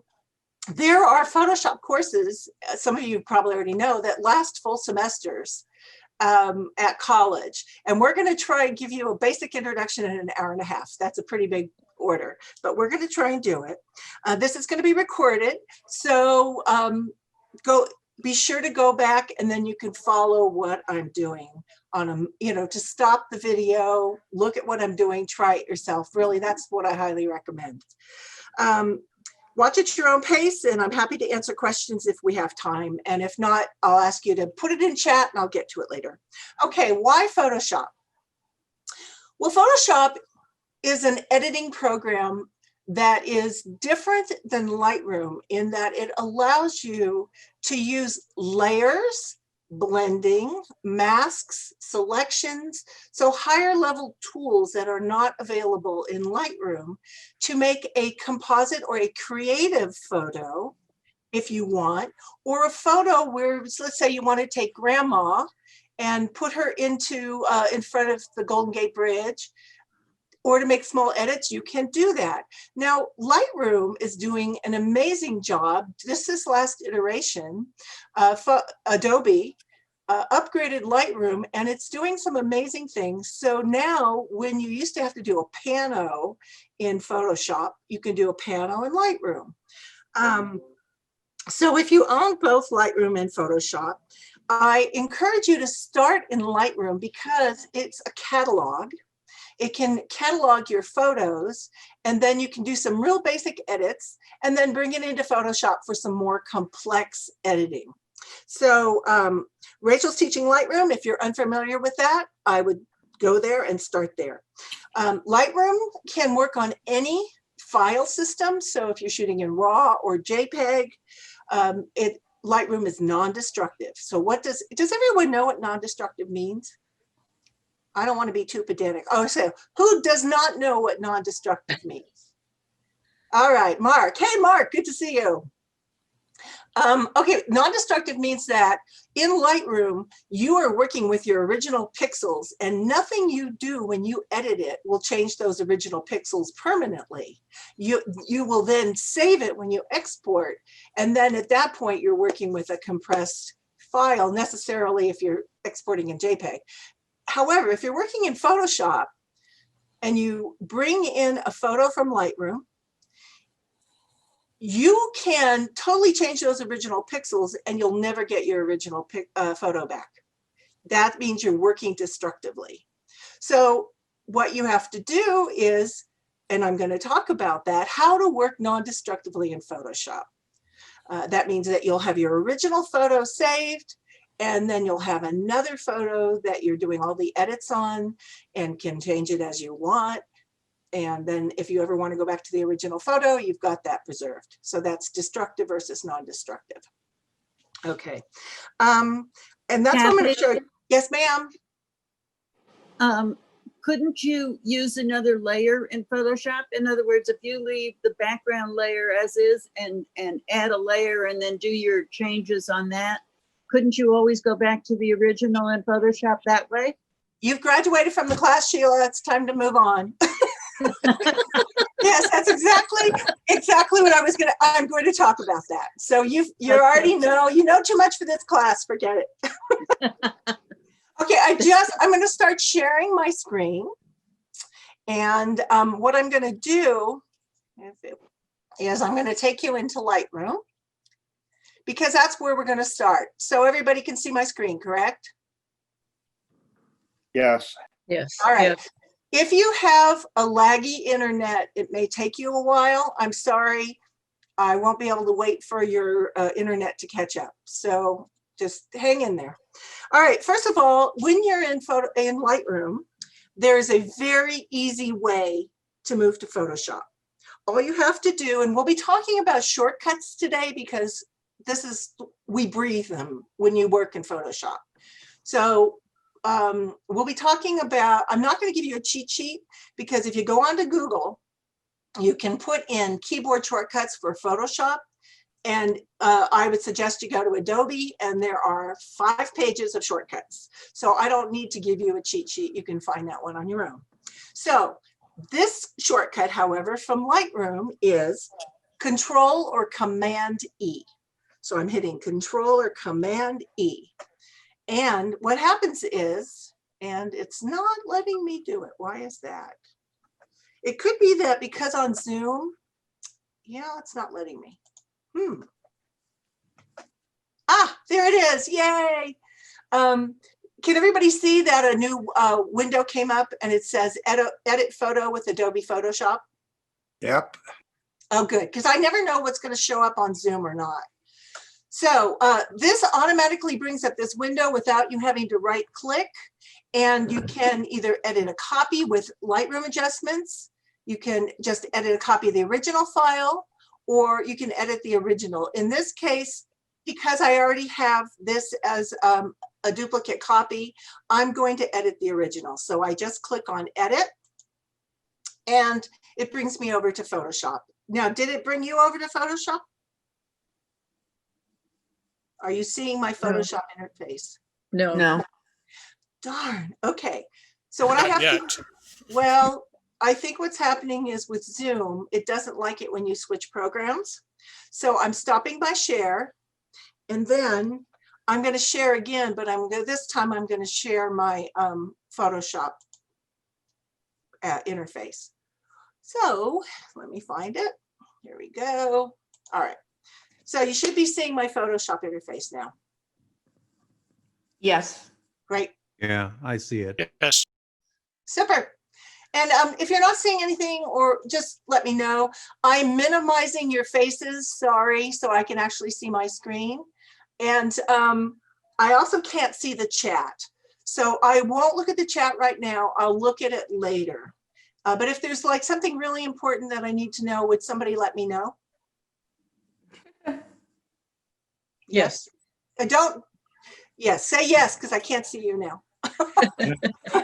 All right, so here we are, Lightroom. I hit Control or Command E, and it took me over to Photoshop. So I just need by voice, how many of you are using Macs? Say yes if you are. Yes. I hear 1. Yes. 2, okay. How many of you are using PCs? I want to hear a yes. Yes. Yes. Okay, more of you are using. Yes. Great, Yeah. thank you. Because if there was nobody using a Mac here, I wouldn't use the Mac controls. But they're easy to kind of say. All right, so we're opening Photoshop. Photoshop was originally created as a tool for simple image editing, which since 1990, it's grown into a monster suite of imaging with many functions, many capabilities. And it's not just for photography. We're talking graphic designers, architects, animators, publishers, and 3D artists. So we're just one of many who uses it. Think of it as the Cadillac of image editing with unlimited potential that can grow with software updates. This last software update, it's gone from Adobe Photoshop 2020 to Adobe Photoshop 2021. They have added some amazing new capabilities, one of which, as Sheila mentioned earlier, is the sky replacement, which I'm totally going to show you. And it's going to really make a mess in our camera club because frankly, there's really no way to tell, hint, hint, that you've got a sky replacement unless I've got my eyes on because I know what I'm looking for. So watch out for me.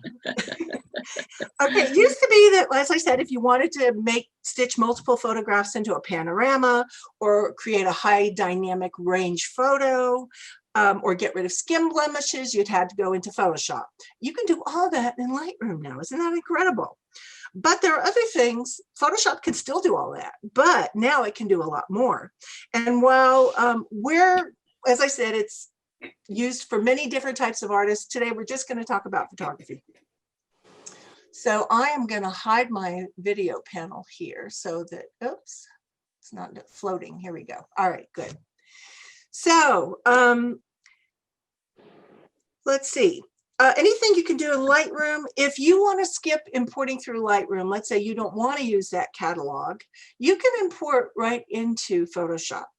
And if you've shot in RAW, then you will come in through a total equivalent to Lightroom called Camera Raw. And the controls now are exactly the same, or pretty much the same, can do the same things. And what it will do is convert your raw image from just pixels to data that Photoshop can use. So Photoshop can't really see a raw camera until it's processed, or a raw photo, until it's processed by Lightroom or Camera Raw in order to translate it into pixels that we can use to edit. Okay, so that's why we have to import through another program or import it and bring it in through Camera Raw that's attached with Photoshop, so that when you download your programs from Adobe, Camera Raw will come with it. It's automatically uploaded. The other program that you're going to want to upload, and that is Bridge, called Bridge. I don't use it as my catalog. If you just use Photoshop standing alone, Bridge can be a catalog that you can use, but you have to upload it separately when you're uploading from Adobe and from the cloud, just so you know that. Okay, so once you're working in Photoshop, I'm gonna now, if you want to open your Photoshop and come along with me, if you have a second device, this is great. As I said, I'm going to start moving around. I put on this special big red arrow. Everybody see that red arrow? Yep. Yeah, that's just for you. That's just for you guys, because I don't work with that red arrow. It's kind of like having huge gloves on your hands and trying to to do fine work. But today for you guys, I uploaded a red arrow. So we've opened my document here from Lightroom. And when I open in Lightroom or Camera Raw, I always do a basic edit. I do highlights first, I do shadows. I don't really touch the exposure first at all because that's a global adjustment. And I'm hoping that all of you understand local versus global. Is Yes. that yes? Okay. Is there a no there? No. Okay, good. We're good. So so exposure is a global adjustment. And I always, when I bring in from Lightroom or from Camera Raw, I do highlights, shadows, and that's about it. You know, maybe sometimes I do some whites, and then I bring it in because I do the rest of my work here. And so just as a fun little thing before we go on the tour of the interface, which is what I'm going to do next, I'm just going to show you this sky replacement here. So this is an okay sky, not great. Looks a little blown out to me. It's a little dark here. I really probably, when I made this original exposure, I made it for here, right? So let's say I want to replace this sky. You'll find the sky replacement in edit. It's not in filters. Here's filters up here. And by the way, this is called the menu bar. You will find this menu bar in every application on your computer, whether you use a Mac or you use a PC. So this is the menu bar. And in the menu bar, these are pretty much, it always starts with file on every menu bar. So in this case, sky replacement, you would think it would be in a filter drop down. It's not. It's in the edit drop down. So I've clicked on edit, and you move down here, and lo and behold, here's something new. It's called sky replacement. So I click on that, and it brings up a brand new window. And now watch what's going to happen. So Photoshop is working, and it's looking at everything, and oh my, look at that. Now this is not that impressive of a sky, is it? So let's go find a lovely sunset. So you'll look here, and you're going to get two windows open. Oh my God. Oh, she likes it. And the first window is your selection window. Okay. And so let's pick something very dramatic. Here's a dramatic sky that matches the colors down here. So I'm going to click on it. And so it changes the sky. Woohoo. And then what I can do is then click on the window behind it. And now it gives me all kinds of cool controls to shift the edge, to fade the edge, to do the brightness. And there's all kinds of things I can do here. And if you can see, I'm kind of changing things around. I could actually move the sky if I want. I can flip it. So there you go. And then you hit OK. And what happens over here on the layers panel is, and layers panel is, I'm going to introduce you to that in a minute, is it creates a whole new group of sky replacement over your original photo. And so let's say I don't like it anymore. I can just hit the trash can and do the whole thing and get rid of that sky. So there you go. There is the sky replacement. Isn't that fun? Oh. All right, so let's go here. Introduction to Photoshop. Oh boy. Now the top layer here, as I said, is the menu bar. On the top left, this is called the toolbar or the toolbox. And this is interchangeable. It doesn't matter what you call it. And you can change the shape of it. And the thing about Photoshop is ultimately everything is customizable. I can move my whole interface around if I want. If I don't like this toolbox over here, I can move it over here. I can move my panels, which are over here, over there, it doesn't matter. Sometimes people like to click these double arrows up here, and then it condenses it, and it's a little easier to look at. I personally like it long. So that's the toolbox or toolbar. Below the menu bar here, this is called the options bar. And it's context sensitive. Depending on what tool you're clicking on, you'll notice the options bar changes. So here I am on the selection tool, and it gives me all kinds of options. I can change the selection. And if you hover over, usually if you hover over, sometimes my computer doesn't do it, you can see what all these icons mean. Here's a crop tool. It changes. You can put the ratio in. And so again, this is the toolbar. This is the option bar, and it's context sensitive. Okay. The right side over here, this is called the panels or palette area. And palette is the newest word. I call them panels because palette's too long for my mouth. And in here is the document panel. So, or the working document. Now, the thing you need to know is underneath this options panel, this shows you what documents you have open or can have open. These ones that are not highlighted, see this one's got bright white, and these are gray. So this one is the one I have open. If I want to have another one open, I just click on it and it will pop up. Here's another sky. If I want this one open, here's a picture of the Golden Gate Bridge. You just change it. Now, let's say I've got more open than is in here. You'll get double arrows and you can move them over. And you also can move them around. So you click on the one that you want, hold your left mouse button down, don't let up, and drag, and it will move over. So you can completely customize this area all you want. All right. Let me go right here to my groups. Where are they? I have no idea. I think I changed this around. Here we go. All right. So turning that off. Here we go. So here is my, there we go. I put a nice little background so you could see that.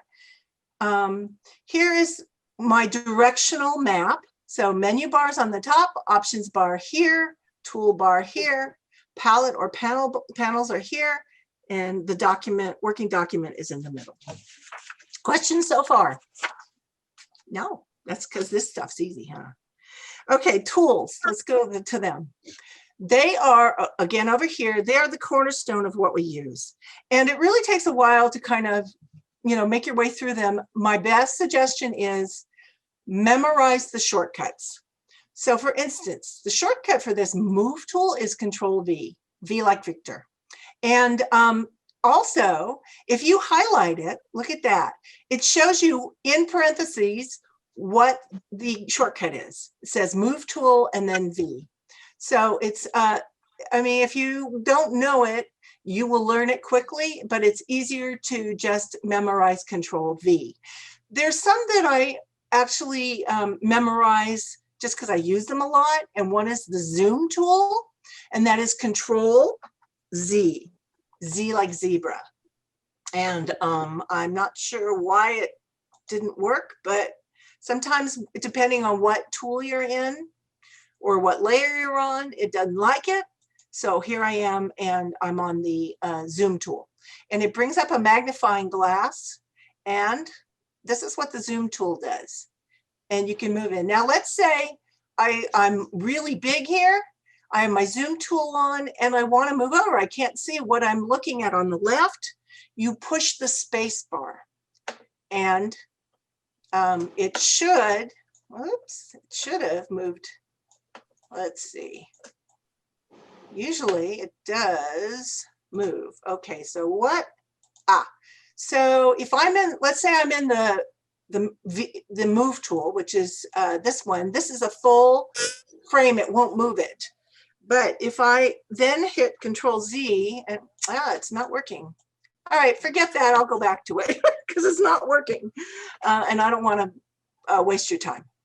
But you can click on the move tool, and you should be able to hit the space bar and move it around within that. And it's not doing it right now, but I want you to know you can do that. I don't know why it's not. Maybe somebody does. Okay. So tools, there are tools located inside of tools. Okay.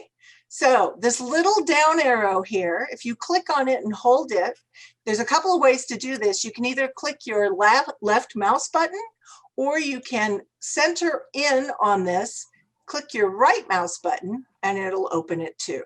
So anytime you see next to your tool, there's nothing here, but next to here, this dropper tool, you see a arrow in the bottom right, you're going to get another flyout menu. So, and that only pertains to what's going on in that particular tool. And then remember, the options bar changes with each tool. You change size, opacity, flow, etc. So after you try all the tools out and you decide you don't need some of these, which I have done, you can go to the three dots below here, see down here, and hold down and the edit toolbar menu will come up. And you can pretty much take away what you don't want or add what you do want here. And then when you're done, you just click done and your toolbar will reflect what you put in there. Okay, good. Questions on that? Cool. Panels. Let's go over here to panels. Let's see if I can get this open. I can't. Okay. So my panels are here. And remember, these are all movable. As you can see, I just reduced the properties panel, which I'll talk about in a second, because that's a new thing. It's always been around, but they've added to it last year when they did an update. And what happens is when you change the tools, the property panel changes too in many cases. And so it's quick to go in here and to find quick actions. And so I'll go back to select subject a little bit later, but first I want to take you through the full interface. So if you can't see a panel, the way you open anything that you want is go up to window up here on your menu bar, click on it. And as you can see down here, these are all possibilities for your panels. Now, if you can see, I only have like 3 or 4 checked. And that's because these are the ones that I use the most often. So let's say I want to, one of the things I don't have clicked here is, let's do styles. And so what it does is it brings up a styles panel. And let's say I want to use it, but I don't want it up here. It's in my way. I can come down here. Now watch, see where the blue highlight is? It'll now magnetically attach to that. And so I can put it here on this panel and it will magnetically attach to that. So as I said, these are ultimately customizable. And if I don't want styles, I can come in here and actually I can go here and I can click on it, and then coming to the little, it used to be a hamburger here, I can come down here and I can close it because I don't really use styles all that often. And that's true for any of these panels. They all, if you look, have this little drop down here, and you can close any of these. You can either close the tab or close the whole group if you want. I don't want to close that because I use this. And again, up here, same thing. Each one of these is individuals. And the same thing with here. So the first thing you should do when you open up your layers panel here, which is what I'm in, is go over to this little drop down. And what you want to do is go to panel options, which is almost way at the bottom, and click on it. Now look what happens. It gives you the choice of what thumbnail size you want. Now the thumbnails they're referring to are these photos here that are representative of the layers that you're working with. And the eyeball next to it, so here's an eyeball, shows you that I can see it, it's visible or not. So if I put on this eyeball for this layer, well, I can't do it until I get out of this, it'll show you that layer. But first of all, make sure that you make it as large as possible. For all of our eyes' sake, this is the most important setting, is to make that thumbnail size large, okay? So going back here, these icons show the visibility of the panel or the layer. And so here I've turned on my photo. I want to work on it, let's say, and now I'm done with it. It doesn't mean I get rid of it. I just don't want to look at it anymore. So let's talk a little bit about layers. First of all, when you bring a photo into, let's do this one here. I think it has a background. It doesn't. Ooh. Yeah, here we go. When I brought this photo in, the first thing that happens is, and you all can see this, right? That I've changed the window. Yes. Okay, good. I want to make sure Photoshop's working here. Okay, over here on the layers panel, the first thing that opens up is what's called a background layer. And this is your original photo. And if you try and work on this and then save it, you will destroy the pixels in this and you will change your original photo. You don't want to do that. So there is a lock over here, if you can see it. And there's a number of ways to do this. As with anything in Photoshop, there are multiple ways to do things. So if you know a different way than I do, that's great. It doesn't mean you're wrong or right, or I'm wrong or right. It just means that's one of the optional ways. So one of the things I always do when I come into Photoshop and work on a new photo is I will press Control or Command J. And what that does, if you see here now, it makes a new layer. Now, everything I do, I work on this new layer and I keep this background layer locked because I do not want to affect the pixels in this background layer when I'm making changes. So that's Control J. And the way layers work, let me show you this, is that let's say this is my first picture. And this is the background layer. Now, if I add, I'm going to get rid of this layer here. If I add down here, there's a plus sign icon. I add a new layer. This is a transparent layer. That means that I can do anything with this that I want, but it's not going to affect any pixels. It's not going to, you're not going to be able to do anything because there's nothing in there. So it's like this, right? It's just like a transparency that's going like this on your layers panel. And if I want, let's say I want to write on it. If I write on my original photo like this, let's see, let me go back to this, and I take my brush here, and let's see, I'm going to make this smaller by using my left bracket key. So what if I do this? This is my original photo, and I need to make this full opacity. Look at this. It's like, oh my God, it's like scribbling on your photo. And once you do that on your original photo and off digital, in real life, that's it. You've ruined your photo. You're going to have to print another one, right? But I'm hitting Control Z to undo because I don't want that to happen. But if I click on this layer 1, now you notice it's gray, it's light gray. This makes it the active layer. I am not working on my background layer anymore.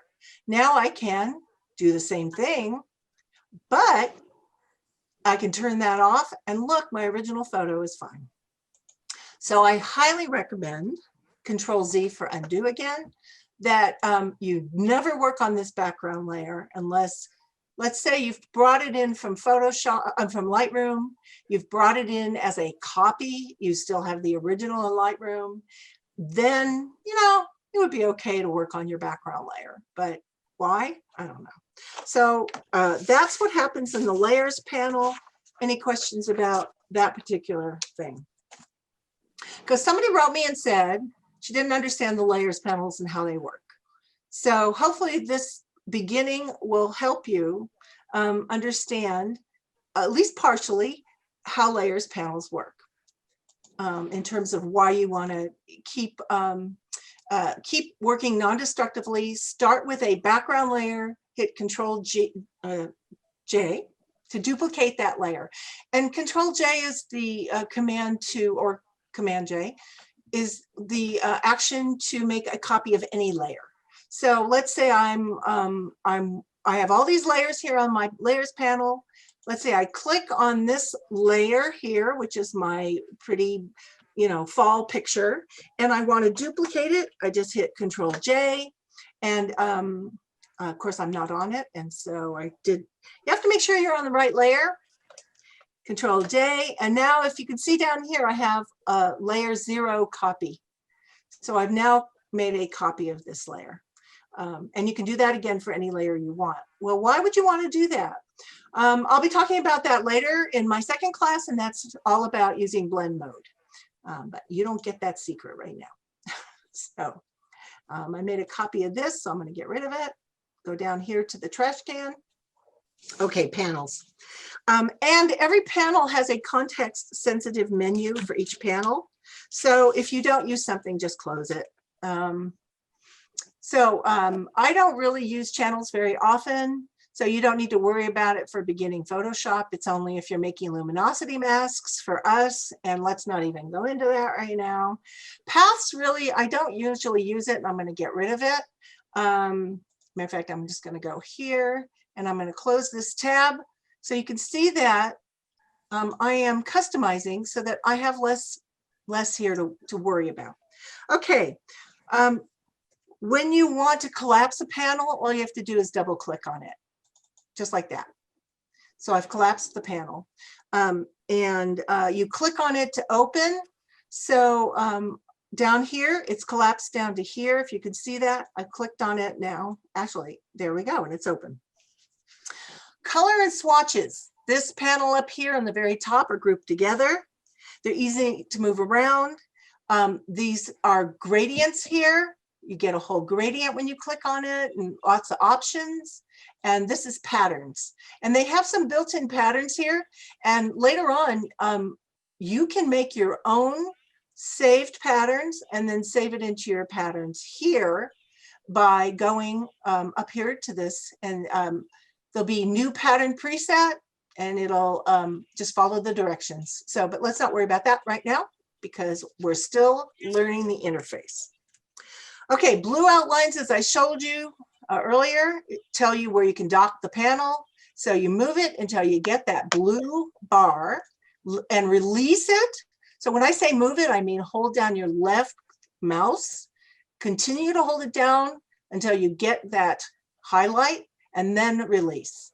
So I've grabbed it again. I'm clicking and holding and dragging, moving it back here, waiting to get that blue bar, and then release.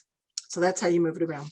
If you get lost and you don't know where anything is anymore, just go to Windows here, go to Workspace, and you can reset Essentials if you want. And that's something I want to talk about right now, which is you can change your workspace. I highly recommend keeping it on default. It's called Essentials.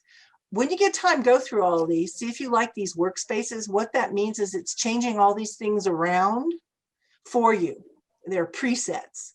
I would go there right now and make sure that you're on Essentials, because that is the easiest one for us.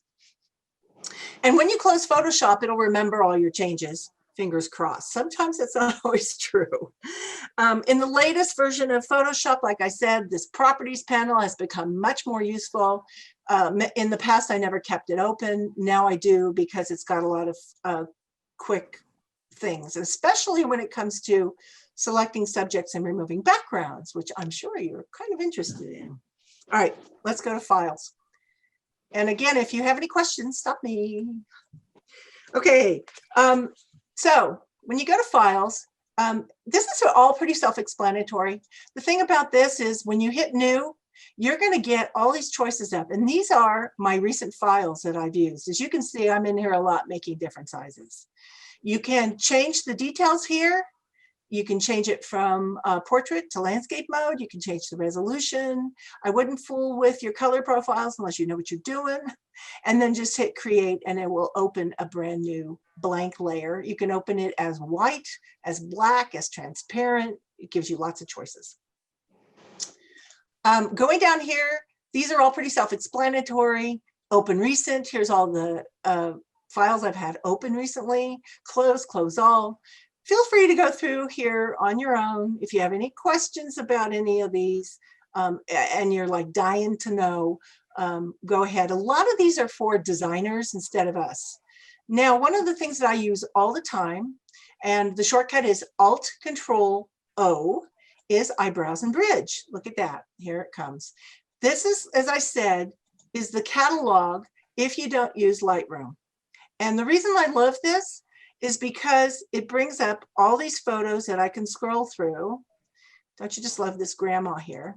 And if I double click on her, it'll bring her right into Photoshop from Bridge. So I never have to worry about that. But that is right here, Browse and Bridge.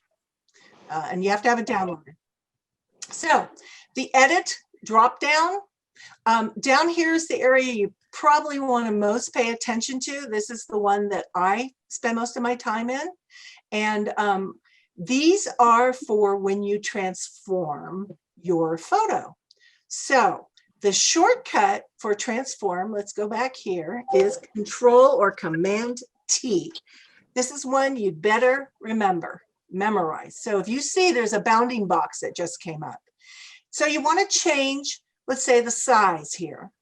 And so I'm grabbing and let's see what layer. I'm in the wrong layer. Let me make sure again you're in the right layer. Control T. And now it's going to change. See how it's going to change. And it keeps the aspect ratio. Let's say you don't want to keep that aspect ratio. You want it to blend into the layer below.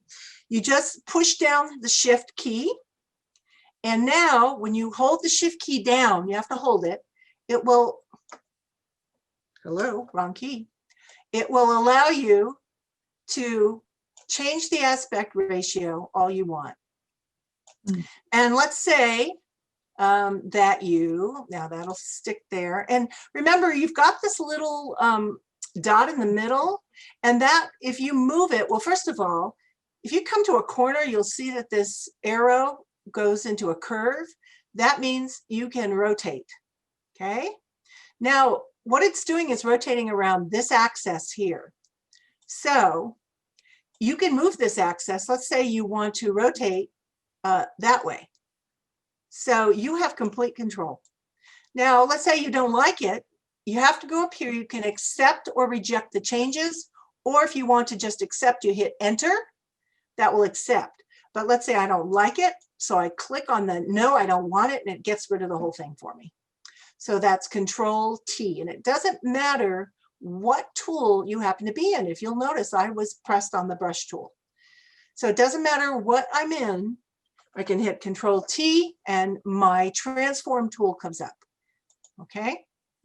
So going back here, there's a lot of things you can do in here. And remember that special sky replacement is here. So let's say I'm in free transform. Let's go here, Control T. And let's say I want to do some fun things to it. And so I go down here and everything else is grayed out because I'm in Control T. Well, let's say you want to do distort. Oh, it changed my pointer. That's interesting. You wanted, oh, it came back. You want to distort. So if you right click on your mouse, you will see there is a menu here for transform. And there's all these things that you can do, which are so much fun. So one of my favorite things to do is to warp my photos. So I click on warp.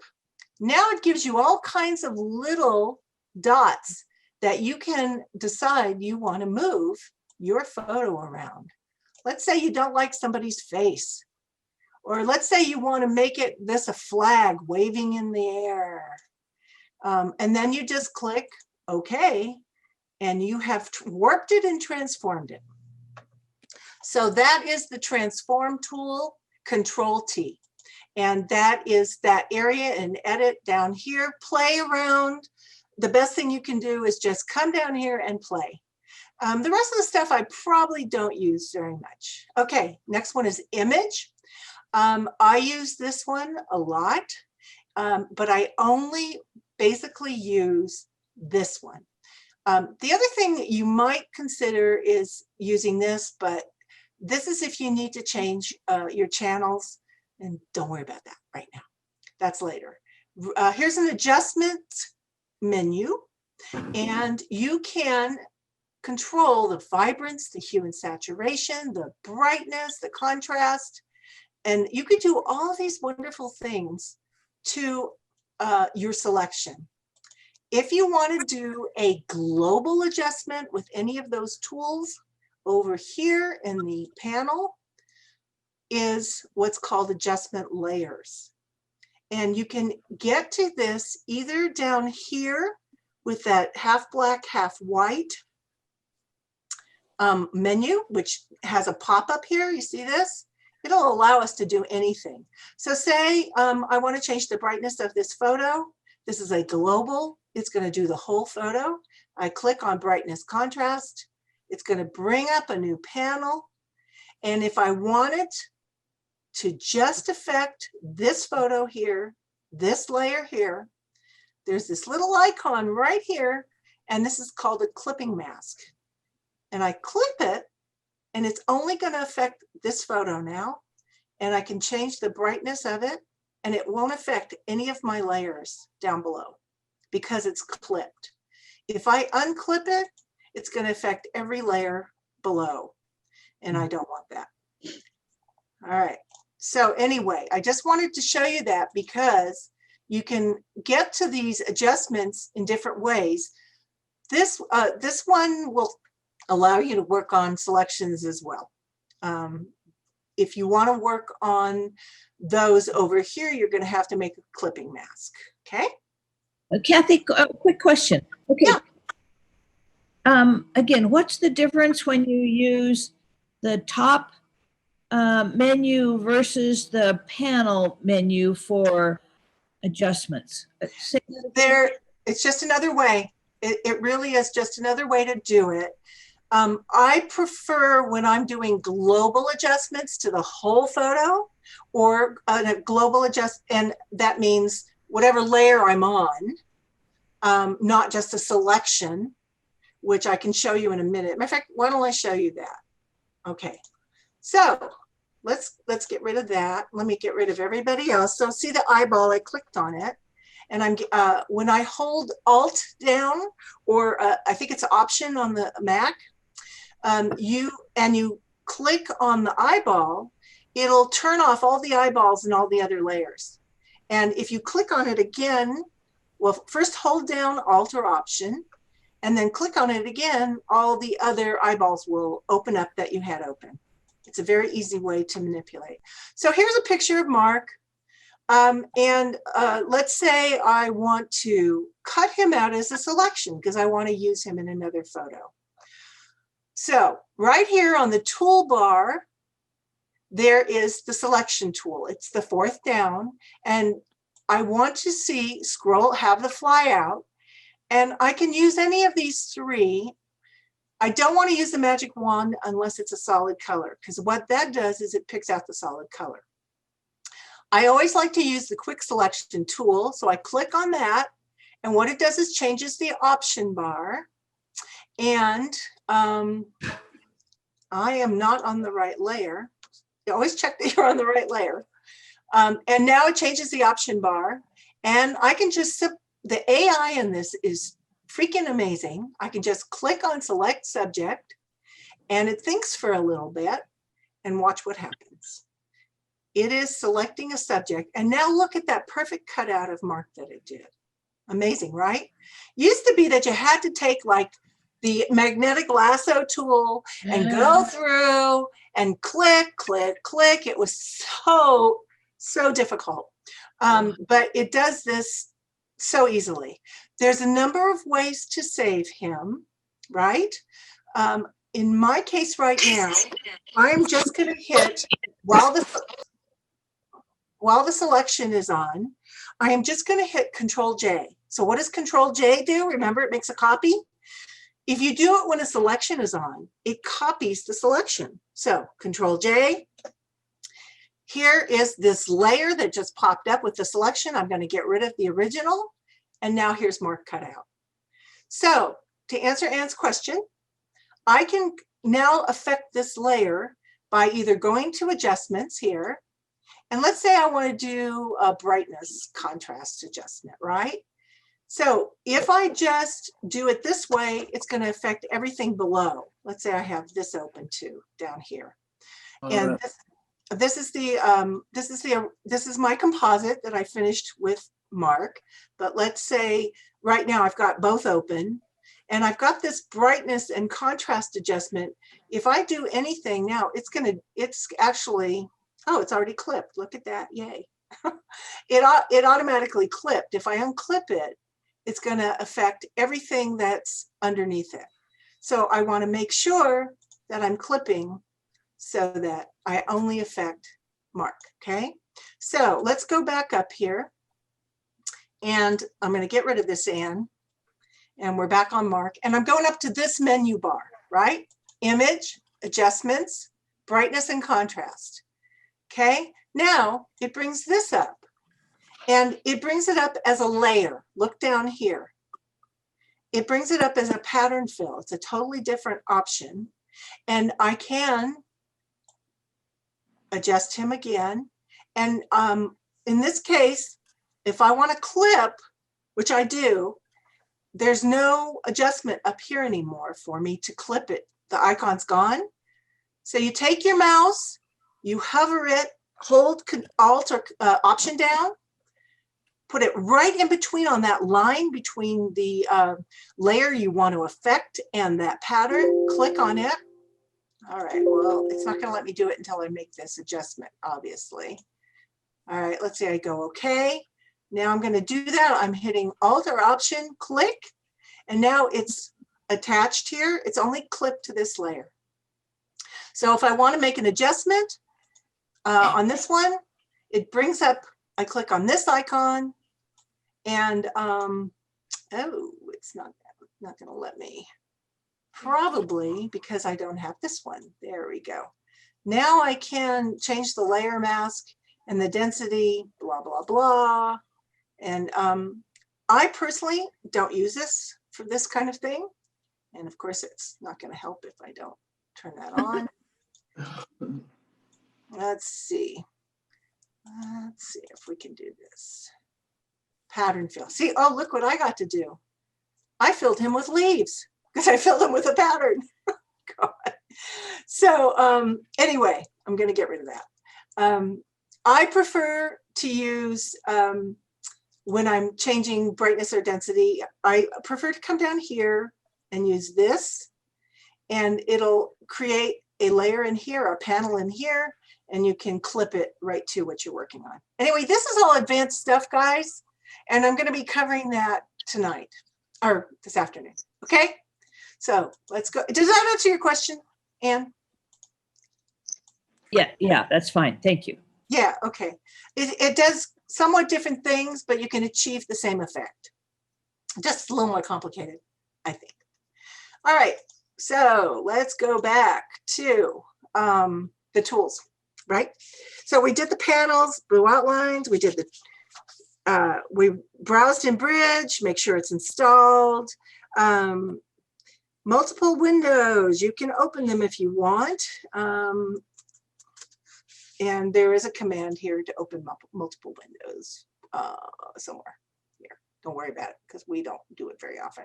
Anyway, going back to here, the adjustment is what I use. Or let's say you want to change your image size. This is the way to do it here. Be careful when you're doing that because that actually can make a destructive change. All right, layers. This all talks about the layers panel here. So go down and play with that. This type is for when you make type, and it gives you all the controls for type. Selection, that's, let's say I make a selection here, and I want to, here is my marquee tool here. And let's say I want to make a selection, and let's do it on here.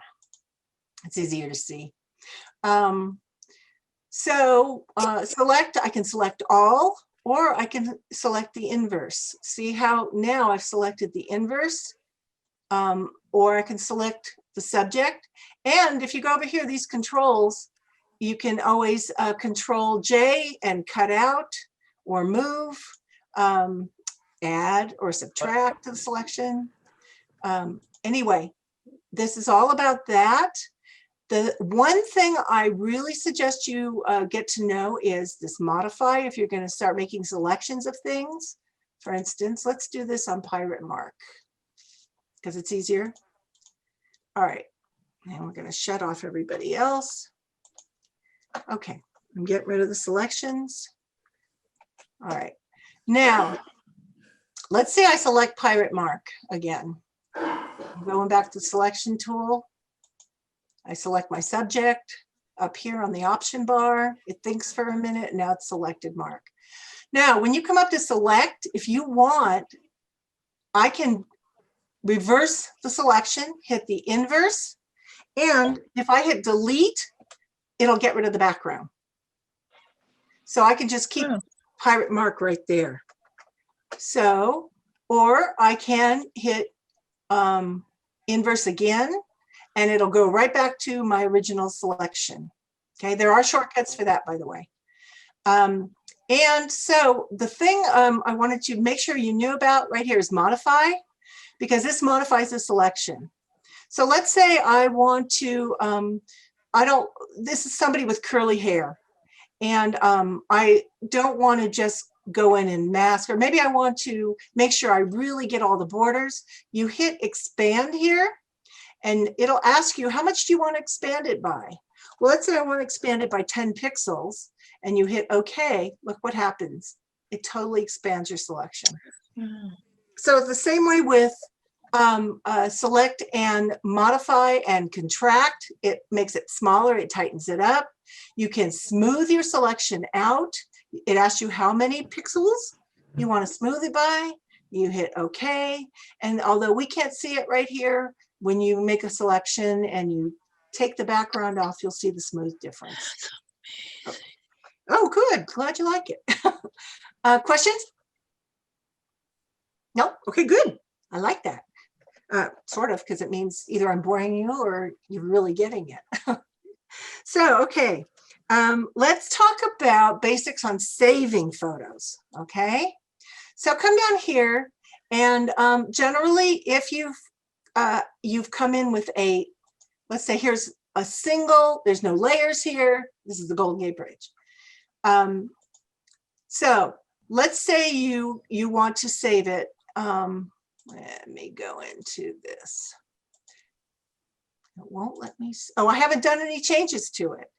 So what happens is if you haven't done any changes to it, it won't let you save because there's nothing different than the original.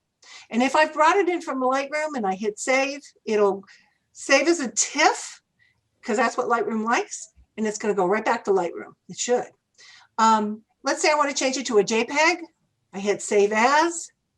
This is in case, let's say I didn't bring it in as a JPEG. Let's say it was a RAW. I could also save it as a Photoshop. That will save the layers, and it's interchangeable with TIFFs. TIFF will save as a layer too. Okay, so just so you know that both Photoshop and TIFF formats allow us to save layers. They're pretty similar. They're large files. And the JPEG format compresses it, and I do that when I'm sharing on Facebook because it flattens everything out. You're not saving your layers, and you can click save. It asks for a quality setting. If you're sharing on the web, you don't need 12, which is the max. I usually save at 7. Okay, so let's say I'm saving as a JPEG. I will show you that. Let's see if it does anything. Save. It says, do you want to replace it? No, not really. Anyway, there's another window that opens up with a quality setting. Okay. PNG, you can save as a PNG. The only thing I save as PNGs is if I want a transparency. So for instance, why would I want a transparency? Well, let's say I want this one. Let me get rid of poor Mark, Pirate Mark. So let's say I want to save this as a transparency because it's got text on it. And if I want to use this with a different background and I don't want this blue background, but I want to save it for later, you hit save as, and then I'm going to save it as a PNG right down here. And now I'm going to save it on my desktop for ease right now. I'm going to save it. And it gives you some options. Large file size is the fastest, it says. It's telling me, all right, it saved it. Now, let's go open it, and I'll show you that what happened is, let's find that guy. Where are you? Dum, dum, dum, dum. I don't even know what I saved it as. That was silly of me. Where did it go? Where's my PNG?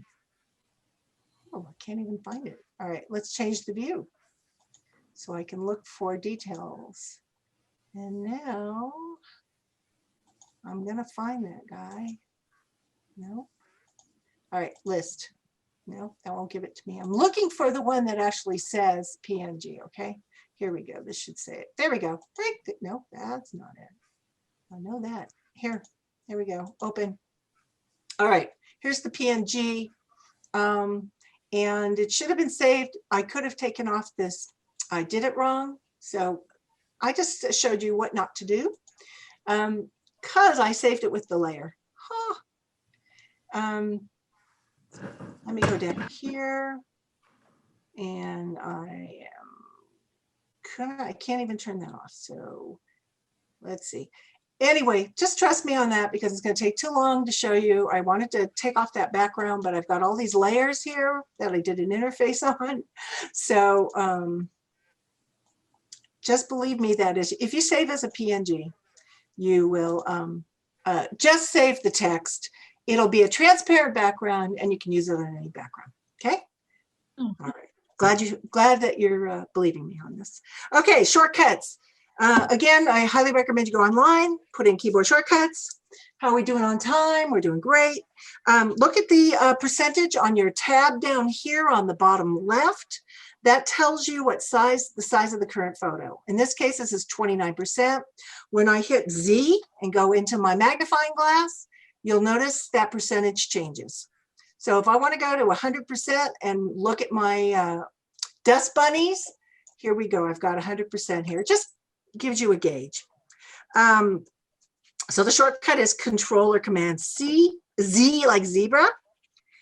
And if you have a Wacom tablet, I don't know if any of you do, you can just pinch and it'll change the aspect of your photo. All right. All right. To see your photo in full screen, well, first of all, to get back to the fit in screen, you hit Control 0. Okay. Control 0 takes it back to fit in screen. All right. And if you want to just see your picture when you're in Photoshop and not see all the panels, you hit F twice. So now we're out of, the panels are gone and you just see your photo. It's a great way to look at it. Hit F again to get back. You don't even have to hit Command or Control, just the letter F. Okay. Undo, Control or Command Z. Okay. So brush basics. Let's talk a little bit about brushes. So over here on the toolbar is the brush tool. I'm clicking on it now. The shortcut is B, Control. You just hit B, okay? Now, it's not letting, see that little no icon? It's because I'm not on this layer. It's saying you can't write on this layer, you're not on it. So I have to find out what the active layer is, which is Mr. Pirate Mark. And now, if you'll notice, I have a crosshair. Now, I don't want this crosshair. And you know why I don't want it? Because I can't see what's going on. I can't see the change in my brush. Why is this crosshair here? It's because I have the caps lock on. Oh, voila. I take the caps lock off and now I get to see my brush. Okay. So I'm going to go down here to this layer and turn off our pirate because I want to show you the brushes. Now it's saying you can't write on here because it's not the active layer again. So here we go. If you want to change the brush size, there are so many ways to do it. One way is to hit the bracket keys. Right, left bracket makes it smaller, right bracket makes it larger. Another way to do it, which I actually personally like to do, you right click on your mouse, brings this up. You can change the size to whatever you want. And now I have a small one. I just go outside this little window to see what size it is. And here's a bigger one. It also gives you the softness or hardness tool. So if I'm on soft or feather right here, so this is a feathered brush. If you want a hard-edged brush, that's a hard-edged brush. I'm right-clicking again to get back. I'm 50% now. Now here's somewhat halfway between hard and soft, okay? Questions about that brush tool.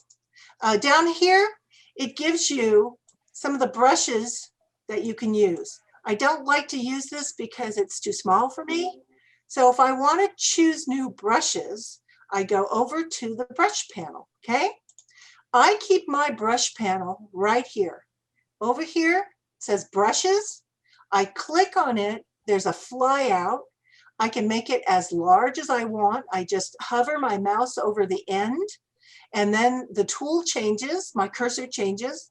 I bring it down, and now, yummy, look at all these brushes I've got. And you may notice I've got cloud brushes, I've got heart brushes. Ooh, look at this, hearts. I have fire brushes. Oh boy, let's do a fire brush. This was too big. I got to go up there. They usually open up almost too big as far as I'm concerned. And let me change the color to a fire color. And oh boy, this heart's going to be on fire in 1 minute. There we go. Ooh, that's pretty bad. Ooh, ugly. Anyway, you can add brushes to this anytime. You can make your own brushes and save them as presets. As I said, you go up here to this little hamburger, as we call it, click on it, and you can import brushes. So if you download brushes from the internet, just make sure you have them in a brush folder that you can find. Click on import brushes, and oh look, here's a brush set. This is what the icon looks like. You just click on it, click load, and it'll come right into here. That's brushes. Questions about brushes? That's brilliant. How did you move? You've got like that in between panel between your main screen and all your other panels. How did you get that there? That one here? Yeah. So this is a fly out. This one has all my plugins. Okay. And you can, well, there we go. I'm making it larger. These double arrows make these panels larger and smaller. And when you go up to window, this is where it's going to put. So I have brushes here. If I unclick brushes, it's going to disappear. See, it just disappeared. So that when you go to window and you add in any of these things, I'll put brushes back in, it opens up again. And like I said, you don't really need it that big. So I like it smaller, as small as I possibly can. And then I go into my plugins. I have my actions here, which you shouldn't know about right now unless you use actions. I'll tell you about those later, maybe if we have time. Any plugins I have, these are all plugins. I have tool presets, and tools are things that you might use all the time, like the crop tool, the healing brush. These are all presets from over here. And I can have them or not. As I said, these are all customizable. So, brushes, any questions on that? Okay, you know how to make them harder, you can either do it right click if you want, or to change the size, you can hit the right or left bracket key. And one other place, remember I said, anytime you're on a tool, the options menu changes. So right now my brush is at 70% here. I could make it 100%. So it's really red, right? Now you may ask me, well, what's the difference between flow and opacity? Actually, not a lot. They're pretty much interchangeable, just like down here on this panel where you've got opacity and fill. They're pretty interchangeable. The only time I would ever use fill is when I'm using blending modes. So as a beginning Photoshop user, you're not going to use blending modes necessarily. Don't even worry about it. Just use opacity. Okay. So the other way to change some of the brush basics here, come up here to this options bar. You click on this down arrow and it will give you the same thing you got for the right. The difference is, and this is really cool for me, this actually changes the direction of the brush. So if I move it like this, this brush, let me get a brush that's a little bit easier to see the direction. Let's see, how about some ivy? Okay, and I'm going to make that ivy green because isn't that ivy is green, right? All right, so here's, why is my ivy not up there? That's not ivy, that's, let's see, maybe I need to change it here. There, that is not ivy. And it doesn't always work, so when in doubt, keep trying. There's our ivy. There we go. Okay, so you'll notice the direction of this ivy. As I was trying to show you earlier, this little icon here changes the direction if you want it. So now I've made it into an S. Now, forget that, you can't see it. There we go, I'm getting rid of it. And we're back here, and now the ivy is an S. So that's the only reason you would come up here is to change the direction of your brush. Okay, all right, good. Preferences. Let's go over to those preferences. Photoshop has a ton of preferences. I would suggest that you don't change anything, and that's down here, until you are absolutely sure you know what you're doing. In the interface here, you can change the colors of your workspace. So like right now, I'm using this charcoal gray, but you may want white or light gray or black. So that's how you change this workspace here, is right here, the color theme, okay? And standard screen mode, I have dark gray with a drop shadow. All right, filter menu. Let me go to that. If you apply a filter, let's go here. Let's get rid of this. If you apply a filter to your selected layer, this is where you would get your filters, okay? So let me show you one really fun thing that was brand new. And if you want to go, by the way, to Camera Raw, this is where you get to Camera Raw. So remember, Camera Raw is just like Lightroom. And let's say you want to do a local adjustment and you don't want to have to come through the rest of this. So whatever I've got selected into Camera Raw. Here's the Camera Raw interface. Looks like Lightroom.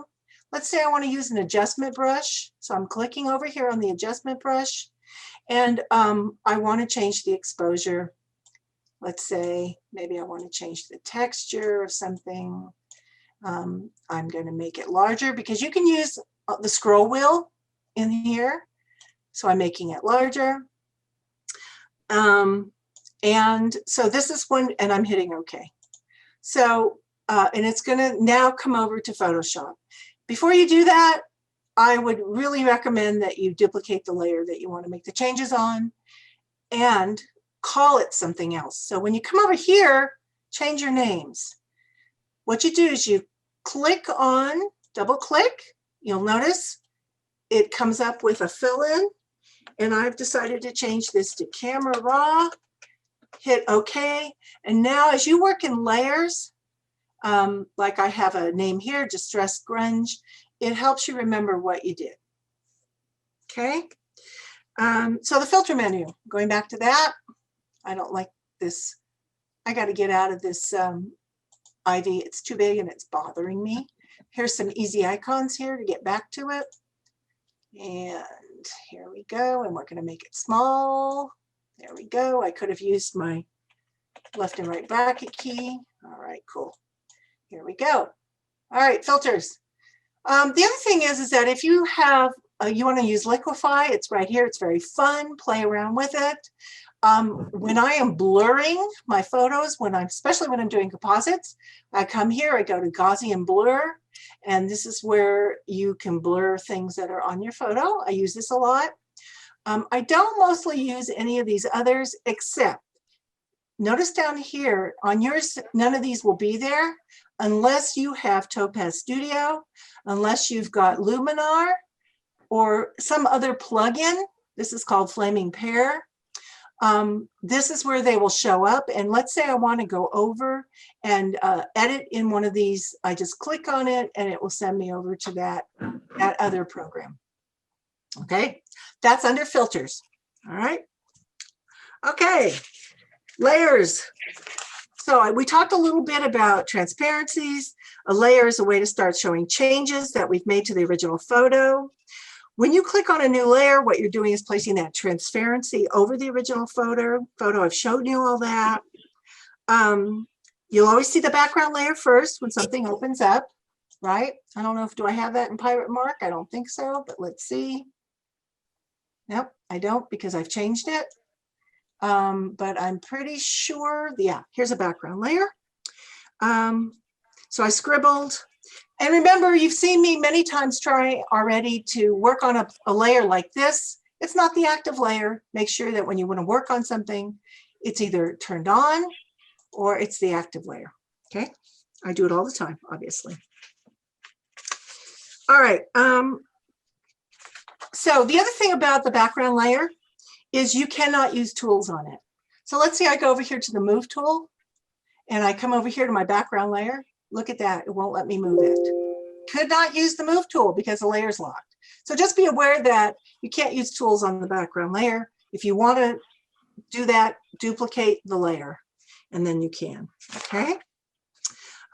Bringing a document into another photo. Does anybody need to learn how to move a document in Photoshop? Say yes or no. No. No. Okay, you all know how to move a document, right? Yes. Yes, okay. Good, all right, so I won't have to show you that.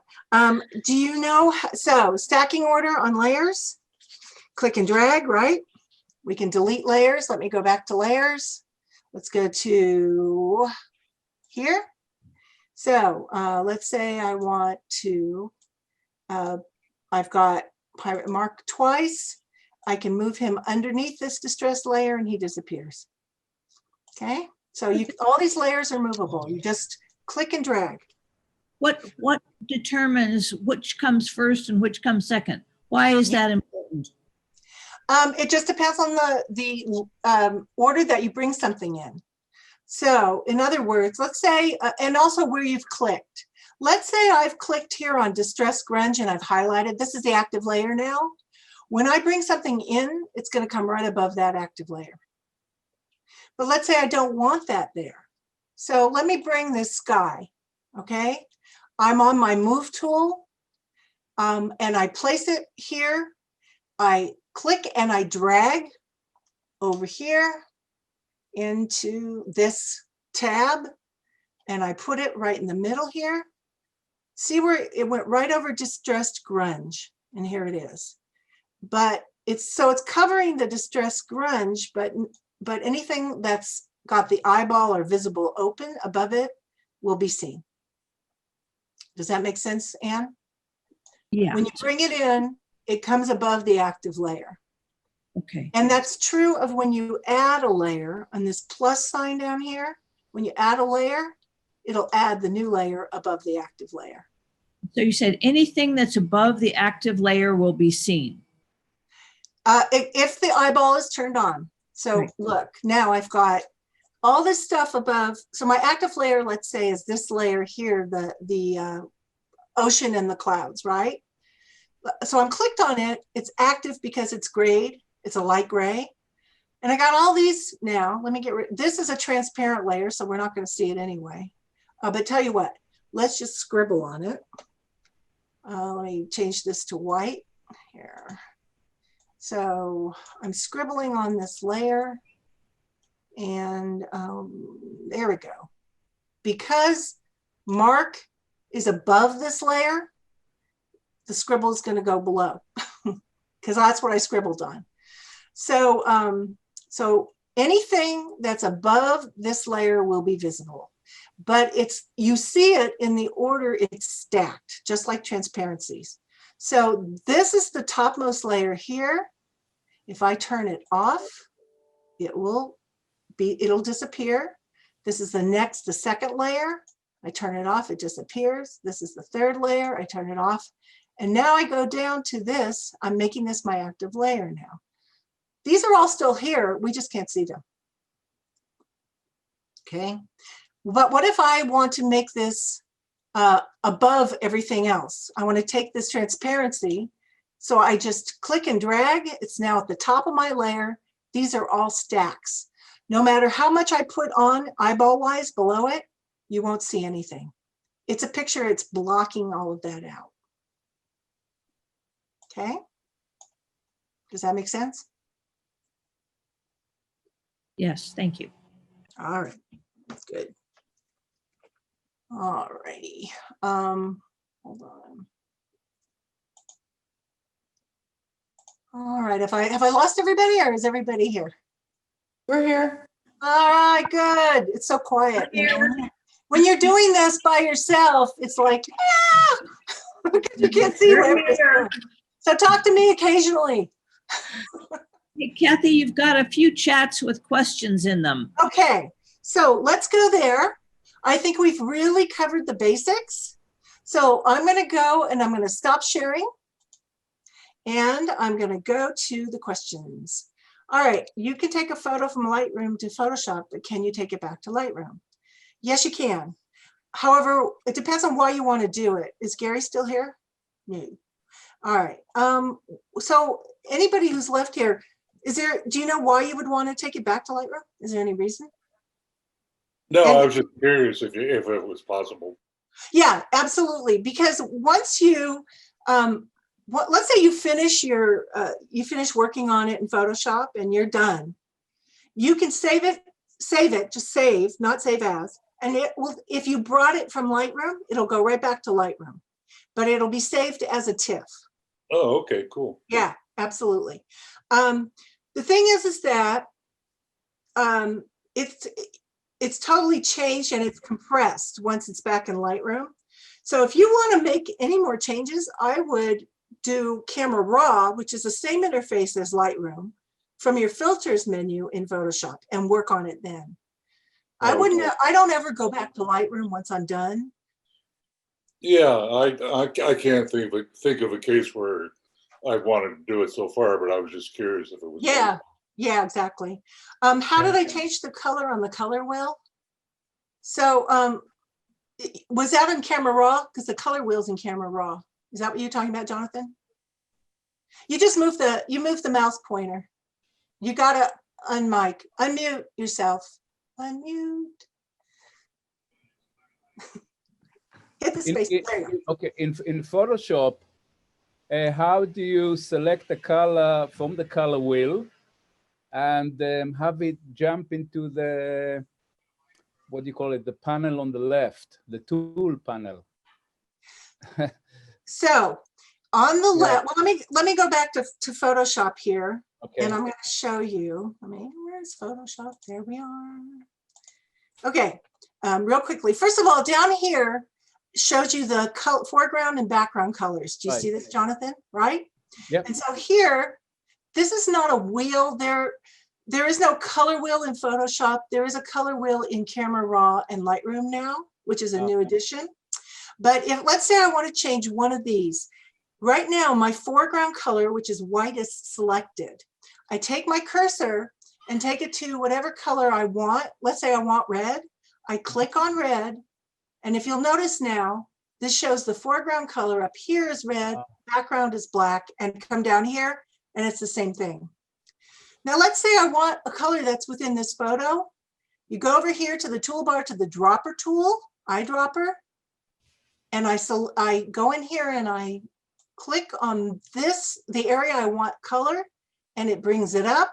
And it also has changed my foreground color now. Okay. How about the right slider? the right slider on the right. This of one the- here? Yeah, right. Mhm. This is just a quick way to get to the colors. See?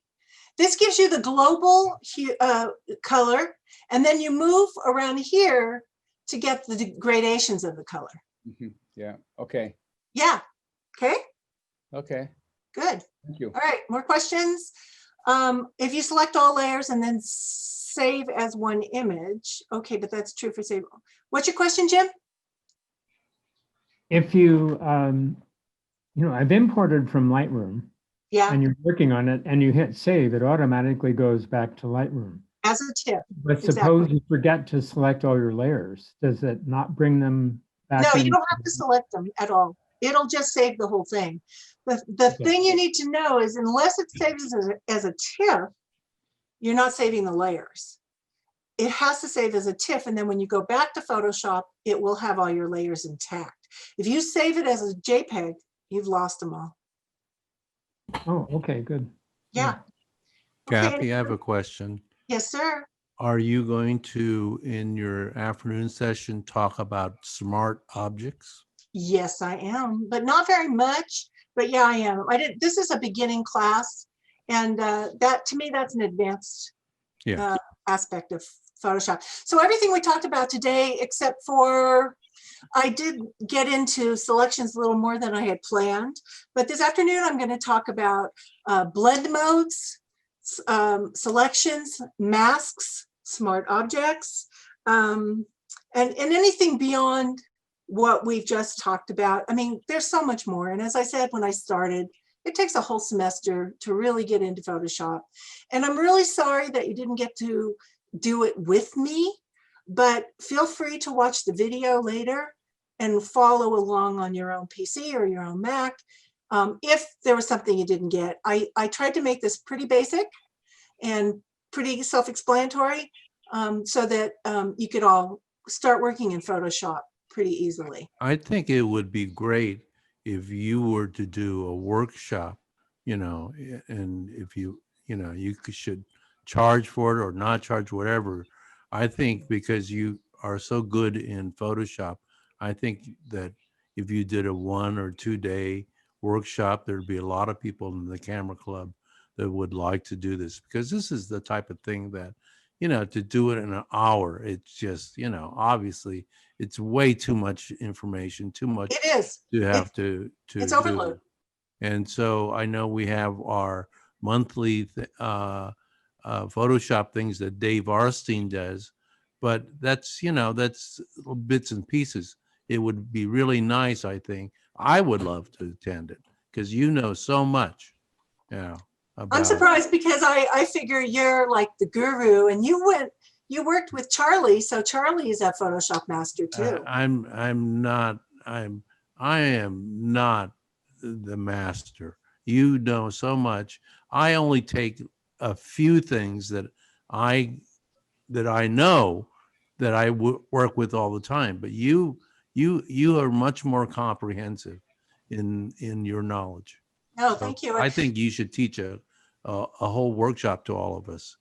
I'd be happy to. I mean, the thing is that, why do photographers want to use Photoshop? Well, they want to get rid of blemishes. They want to get rid of power poles. They want to change things in their photo. Maybe, even who was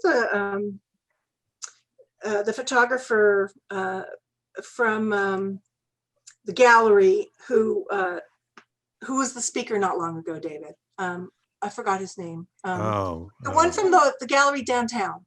Yeah. Lewis, What? Lewis Kemper? No, not him. Before him, the guy who kept Was it talking Bill about, Wages? No, the guy who kept talking about density. Steve Zielinski. There it is. Okay. Yeah, you Even can Steve continue talking. Zielinski uses Photoshop to change his photos. I mean, you would never know that, and I was totally shocked when he admitted it. But he moves chairs. So as a photographer, you don't have to do the kind of compositing that I do. You can just do simple things that nobody will ever know you moved. Well, I think that in the last session, Douglas asked me to make a comment, and I'll say it again. If we only take our photos with our vision and our cameras, and we stop there, we're missing a whole half of what we can do with our photos. If you people think of Ansel Adams, they say, oh, I like to do it pure like Ansel Adams did. I guarantee you that Ansel Adams touched every photo that he took.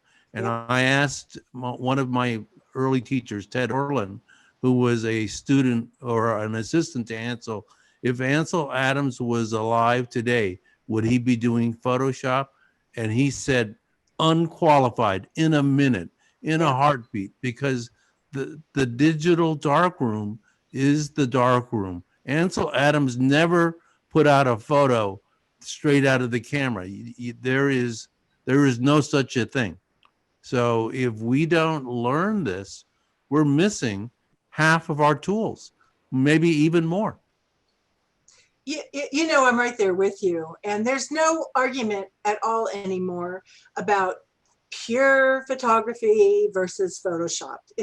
Because if you shoot in RAW, you have to edit your photo anyway. And that's just not even an argument anymore. I mean, as you know, I take it further because I do composites. That's my thing. So, and I'm going to be talking more about that this afternoon, but it's 12 o'clock. Let's go to lunch. Thank you all for hanging in there with me. Happy to work with you one-on-one. Thank you, Jimmy. Thank you, Mark. So Kathy, we start up again at 1 o'clock. And in this room, you are going to have, let me check my schedule. At 1 o'clock in this room will be Jonathan.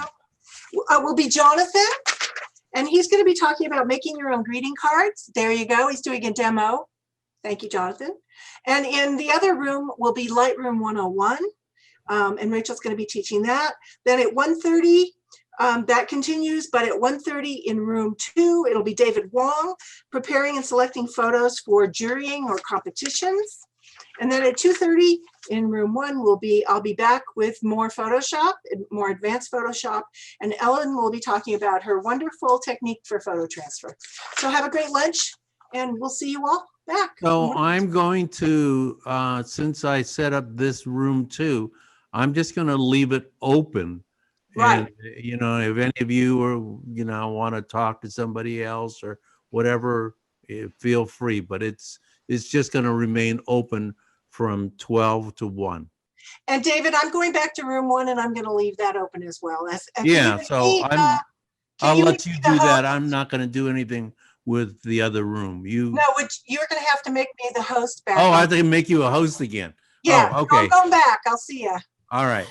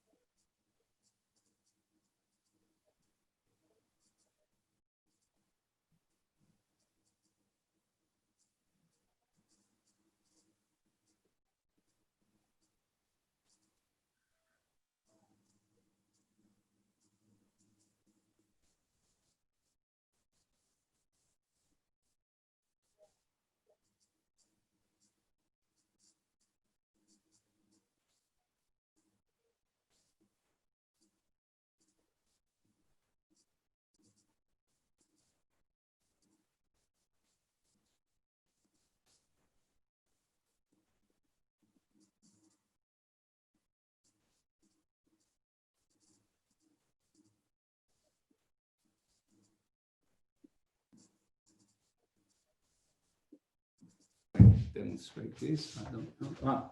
If this is here, now I need to do this.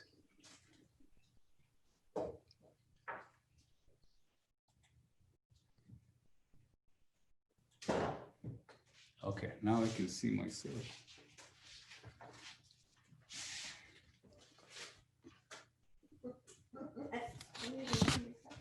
Yeah, but the question is how to point it, so how to do this so I can see the table, you see, and me doing the thing that I need to do. So that's okay. I can sit here. Point it down. Okay, first of all, I think this box is not really working.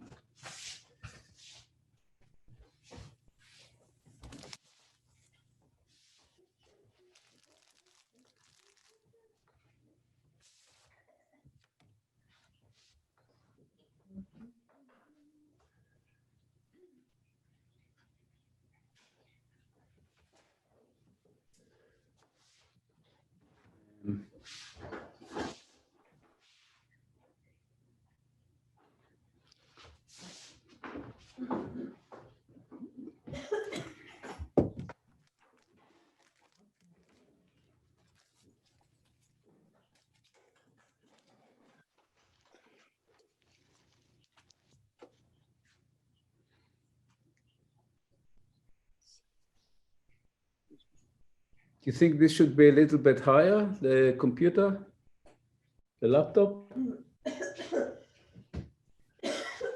You asking me? Well, that box was a little too high. Okay, well, just find another box. I usually put my computer in this little this. And you can have this, the soda box.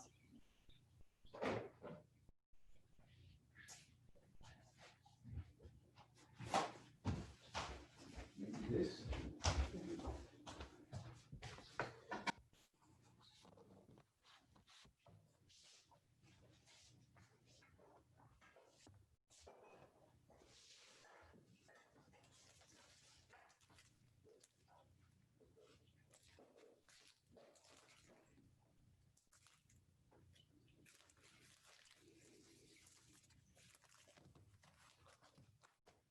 Yeah, I think this is better. Here you go. Great, thank you. Thank you very much.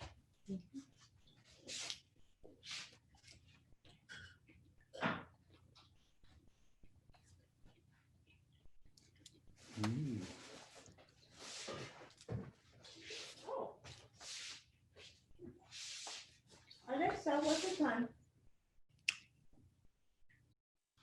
Alexa, what's the time?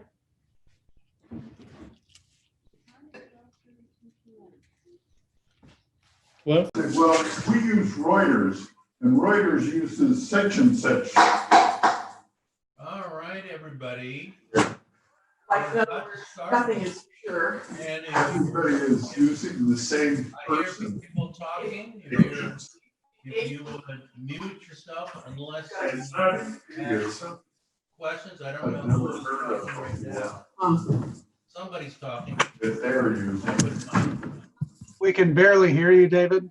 You can barely hear me? Yeah, Oh, it sounds like it's coming from. oh, you know why? Okay. I didn't move my microphone over. How's that? Perfect. All right, everybody. If just mute yourself unless you have a question, and just like you did this morning, and all you have to do is hit your space bar to unmute yourself. Jonathan, Beth is going to be talking about how to make your own greeting cards. Jonathan is going to go from 1 to 1:30, and I'm going to jump in right after that. So without any further ado, I'm going to turn it over to Jonathan. Go ahead. It's all yours. Okay, guys, thank you for coming. These are greeting cards. Yes, and I have here a bunch, and this is an evolution because I tried different ways to get to how to do it kind of inexpensive, number one, and on a regular basis. So it took me a while to figure out how to bring things together. And at first, of course, I went through the route of trying to do it online. So I did a little research and I could not find a place where they will do this thing individually. Yes, everything is like a batch. You have to batch like 50, let's say 50, the minimum was 50 at the time, and that was way too expensive.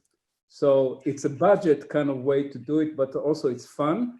And there are a few reasons why, this is my introduction. There are a few reasons why I'm doing it. One of them is, first of all, is to share my work with other people rather than using online Facebook, Instagram, and other things. So it's another way, it's a little bit more intimate, you might say. That's number one.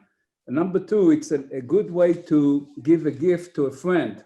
Let's say somebody's having a birthday, you just want to give them something instead of a bottle of wine, give them a gift card, inexpensive and also intimate. So this is, you just put this in an envelope as a greeting card. And so that's another way. Let's see. Yeah, so I usually I make a batch of 30 or 50 at a time. And I give it to the hardware store, to the grocery store and the market. I have few outlets here, and also in Grass Valley, you can find my photos at, what is it called? The Flower Bakery Cafe in, what's it called, that name? It's by the Safeway.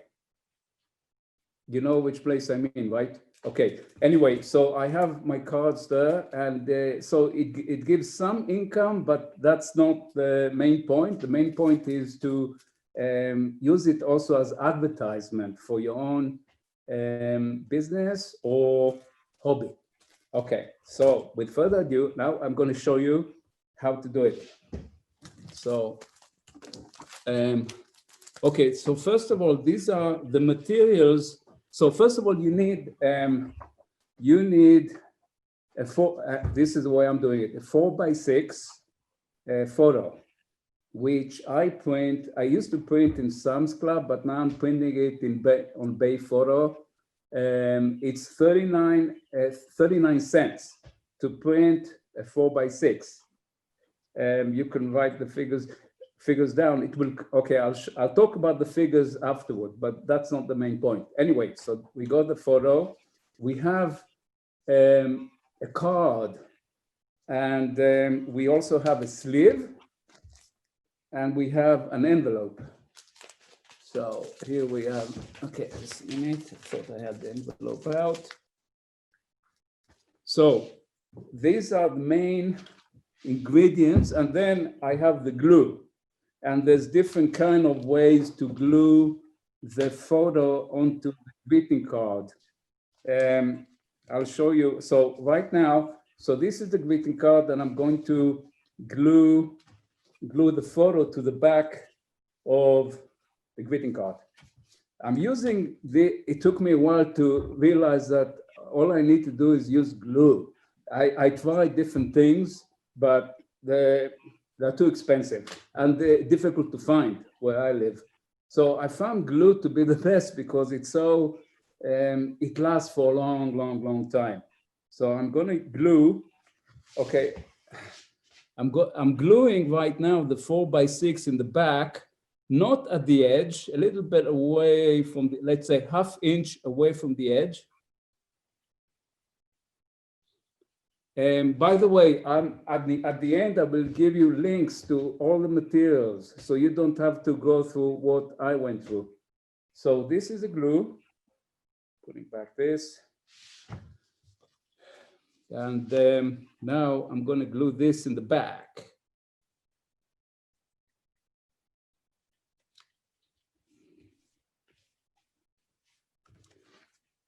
Okay, this is one thing. And now the other thing that is important for me is to have labels. You see, so I print labels at the back with my name and address and the phone, maybe phone number and email address. So if this is over here, I'm going to put the label right here in the back at the bottom. So that's the way the label looks like. Photo label in the back. Okay. So now, if you want also to have another label to describe the photo, you could add it also here in the back if you want to, or you can write it with a pen. Just write a description. You know, like for example, this one is the Yuba River. I just wrote in the back because some people want to know. They always ask, where is it from? So that will answer the question. Okay. So now the next stage is to take the envelope and put the envelope in the middle of the card. You see, not in the back, but in the middle, because you will see now, because it has to go inside the sleeve, and you want through the sleeve to see the photo and also the label. So that's why the envelope has to go in the middle. It took me a while to find this out. Okay, now this is the sleeve, and the sleeve has a flap, you see, and here you have to take there is a kind of a tape that you have to remove in order to discover the glue in the back. So that's what I'm going to do right now. I'm going to remove this. And now I'm going to put this inside.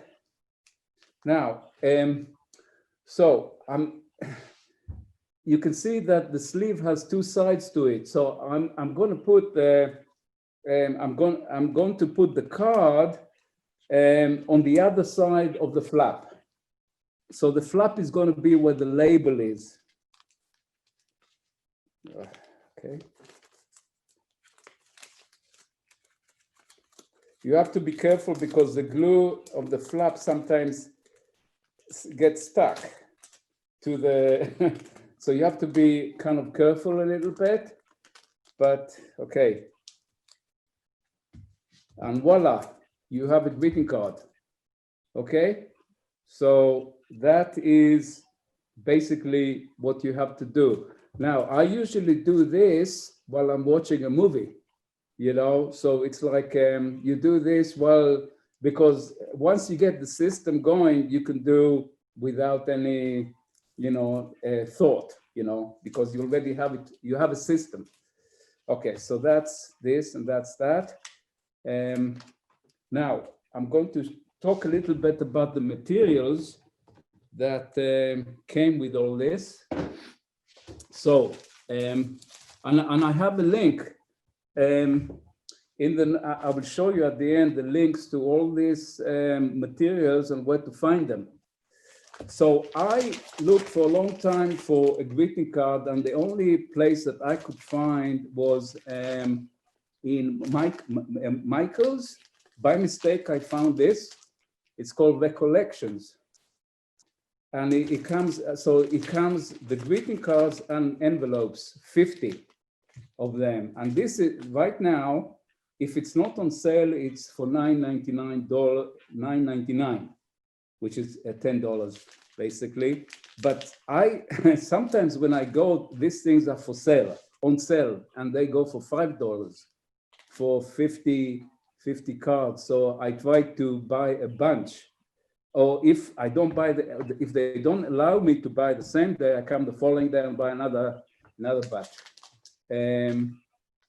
Or you can get them online at Michael's. Michael's are the only place, I think, distributors for this thing. I haven't found them anywhere else, but you might find them.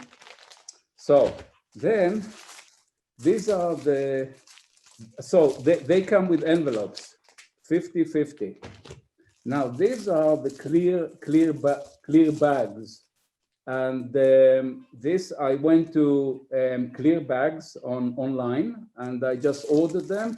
They come 100. I think they are, okay, they come in batches of 100. And I think they cost $7. I'm not really sure. I forgot to look. I could look it all up. So that's, so you need, so the Clear Bags, like I said, they all have flaps. So they're called Clear Bag with flaps. And the size, okay, I forgot to talk about the sizes. So the photo is 4x6, and the greeting card is, let's see now, does it tell you? Yeah, the greeting cards are 5 by 6.5 inches, this. And the clear bags are, okay, so the clear bags have to be a little bit bigger. So they are 5 7/16 by 7.25. Okay, so that's that. The labels are Avery, I forgot the number, but if you have a label software for making labels, you just, I buy this in Staples. You just put it inside the printer and it prints all these labels in a batch. Okay, so how are we doing with the time? I don't have my clock here with me. It's 1:13. Yeah, we're fine, Okay, Jonathan. 1:13. Oh, that was fast. Okay, I thought I had to do it fast. Anyway, so, okay, for now, okay, before I go to the link, are there any questions? Nobody Well, else? I have a comment, Jonathan. I made a lot of greeting cards myself, and I would recommend putting the card in the clear plastic sleeve and then pulling the tape off to seal the clear sleeve over. Can you say that again, please? Put the white envelope and the card inside the clear plastic sleeve and then peel the tape off to seal the clear plastic flap over. You're absolutely right. That's what we have to do. We have to put this first thing, and only after the card is inside here to remove the flap because of the glue. And by the way, if you want to reuse one of these bags, you have to be very careful because it has already glue here on the side, so you have to be careful when you enter the new card in, so glue doesn't go on the photo. So yeah, thank you very much for the comment, Douglas. Hello, this is Mark. I've got a question. I was wondering what brand of glue is that? This is Scotch. It's a Scotch glue. Like I said, I have it all on the link, which I'm going to show you. I mean, where I got all this material. This is just Scotch. Okay. Just a minute. Let me just bring it closer to. Oh yeah, very good. Okay, yeah, that's a lot better. Yeah. Thank you. Yeah, this is very, very handy. I mean, it's very, it will last for a long time. I've done hundreds with this, but. I use the same process, Mark, that Jonathan has used.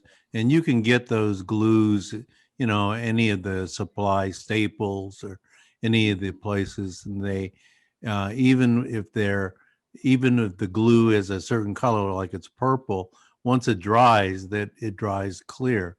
So right. I think that you'll find it's very easy to do, and people actually like it. They buy a card from Jonathan that it's an actual photo, and you'll find a lot of people will, they'll spend, $3, $4, $5 on a card just to take Jonathan's photo off of the card and frame it. So it's a great gift. It's a great gift idea. And Jonathan, I noticed that when you had the glue on the back of the 4x6, you just placed it on the 5x7 card by eye. That's pretty good. Yeah, you just have to make sure that the margins on the sides are more or less balanced and equal. I mean, it's just an eye thing. Thank you. It's practice. A lot of it is practice. What else can I say? Shall I share now the links? Okay. Sure. Yeah. Go ahead. So my mouse will not reach the other side of the table. Let's see now. Oh, where's my mouse? Mouse. My mouse doesn't like Zoom. I don't know. Where's my mouse? I'm usually using mouse. Oh, there he is. Okay, he came. Okay. So I have to share. Let's see now. So Frank, while you're looking at that, there was a question. Yeah. What was the question? What's the total cost of making these? How much do you sell them for? How retail? In other words, how much do you make on each sale? Those are questions. Okay, I sell them. Okay, it takes about $2 to make one, without including the labor. The labor is for nothing because you're watching TV. Remember, you're doing this while you're having fun. Okay, so I take away the labor. I think it comes to between $1.50 to $2, and I sell them for between $4 and $5 a piece. Okay, so I make it's a small margin, but it's more like a labor of love than a money maker. But it's a good way to advertise also, don't forget. So this is a tool for advertisement. That's another way to look at it. Links, let's see. My mouse. Let's see now. So while Jonathan is looking for the links, for those of you that have small, even just a small regular printer, letter size, you can print on the back of the cardstock and set it up so you don't even have to adhere a label on the back, and it looks even nicer. So that, there's all sorts of ways you can do this. And I would suggest if you have that capability, then it looks like it's part of the actual card rather than it's a step you don't have to worry about. Oh, did I get the label centered correctly and everything else? It just, it's easy to do. Go ahead, Jonathan. Sorry. Okay, so these are a quick my intro, the reasons why you want to do greeting cards. I made a quick list of things. Now this is a link. I think that Kathy also sent it to people, the list of materials, and here at the bottom there are all the links for how to get the materials and where. Of course, you can use your own resources. If you go on Amazon, you might find something that I missed or something, and things come up and go on a regular basis, as you know. Okay, so Jonathan, I see bayphoto.com. You have a list of where you get your materials? I don't see that list. Does anybody, am I missing it? Excuse me. No, I'm only seeing Bay Photo as well. Oh, okay. I don't know why. Okay. Maybe I have to stop sharing and then go and share something again. Okay, I'm sorry. That's all right. Bay Photo. I don't know where's Bay Photo. I don't. Okay, I don't know exactly where I am right now. This minute. Okay. So, what do I have to do to get rid of the old? I mean, I cannot even find. Okay, I don't know where Bay Photo is. Right Can you minimize your browser window? What's that? Where is your list? Is it in a Word document or is it in a browser window or? It's in This is on my desktop. It's Okay, then minimize your browser. Yeah, it's probably hidden. You've probably made the Zoom window full screen, Jonathan, and it's probably behind it. Okay, let's see now. So if you go to the speaker view and there's a little square box to the right of speaker or gallery view, you can minimize this, the Zoom window. You'll probably find your list.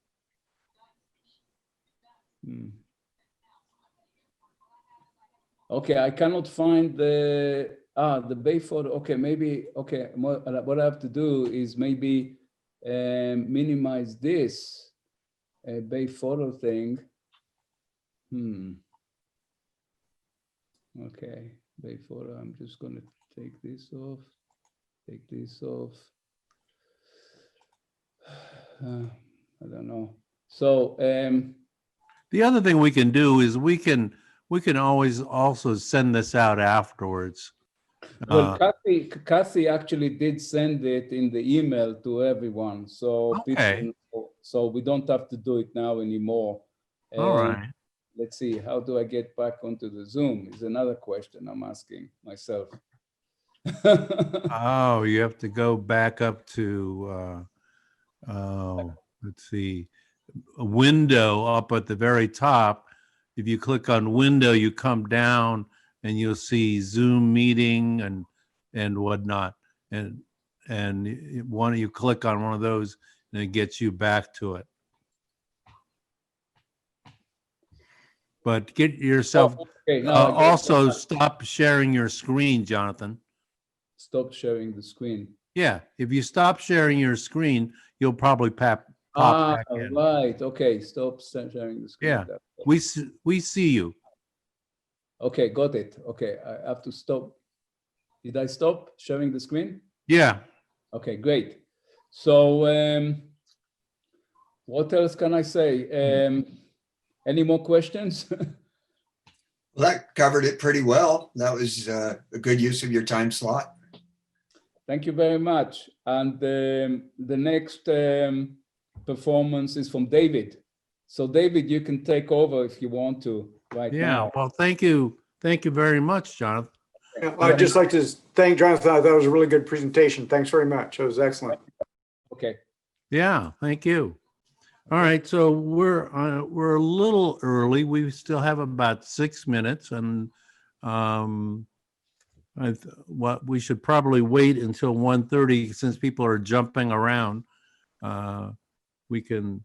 My talk is going to be about an hour, and I'm going to try to compress it as much as possible. And any questions from anybody out there at this point? Yours went pretty well, Douglas. Oh, thank you. Yeah. And we have a number of people. Looks like we just have a small group of people probably waiting till 1:30. So I'll just wait until then to start so we don't miss anything. Sounds good. I'm going to get more water. Yeah. And I see, I have a question on who's out there. Mark Davis, I see you, Mark, in your photo, and there's another Mark on here, and I don't see who that is, the other Mark. And if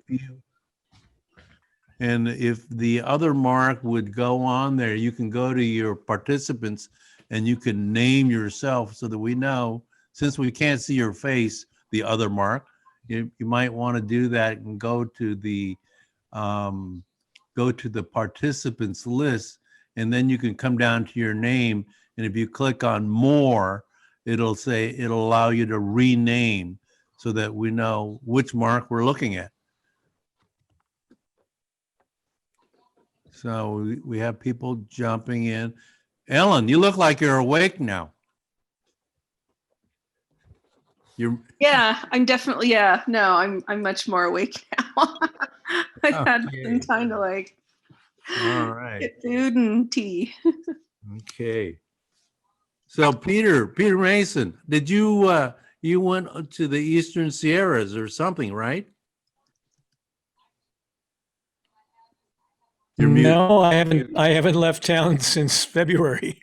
Oh, I thought you were going over. I was just curious, you know, how people have found the fall colors. You know, I just got back last night, so Dave, Yep. did you go out for fall colors, more fall colors or anything? Dave McClellan? Nope, I did not. Just around I've been shooting here at home. Okay. All right. So have we lost all our fall colors now? No. It was looking pretty good coming up Broad Street today. Yeah. Oh. All right. Pretty Great. much peaking with the oak trees are now starting to follow really bright yellows. Yeah. I mean, it's the next big windstorm. It'll all be gone. Yes. Yeah. I just got back from the East Coast, and even though they're past their peak, they have so many more colors than we do. It just, you know, I wish I was there a few weeks earlier. They get those bright, intense reds and oranges, you know, more so than we do. Yep. The maples are turning nicely too. Those red leaf, what are the ones called that have the red outline around the leaf? Liquid amber. Yeah. Oh man, we've got one of those in front. I was shooting a little bit earlier today. The light was coming in from the opposite side, and they were just brilliantly lit. So I grabbed my telephoto and started shooting.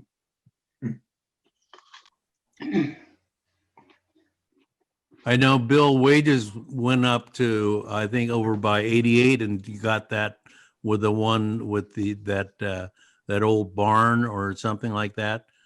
Looked like he did that maybe a week ago or something.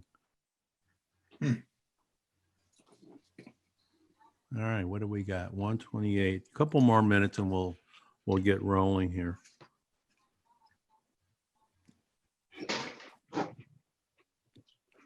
So I only caught a little bit of your talk, Mark. It looked like it went pretty well. It worked pretty well.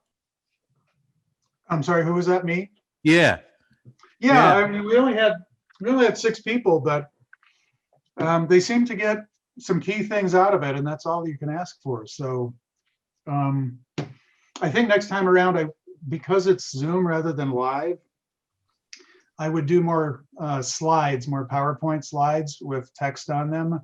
Okay. I really kind of did it the same way I would do it live, and you know, with a lot more words. And I don't think that worked as well.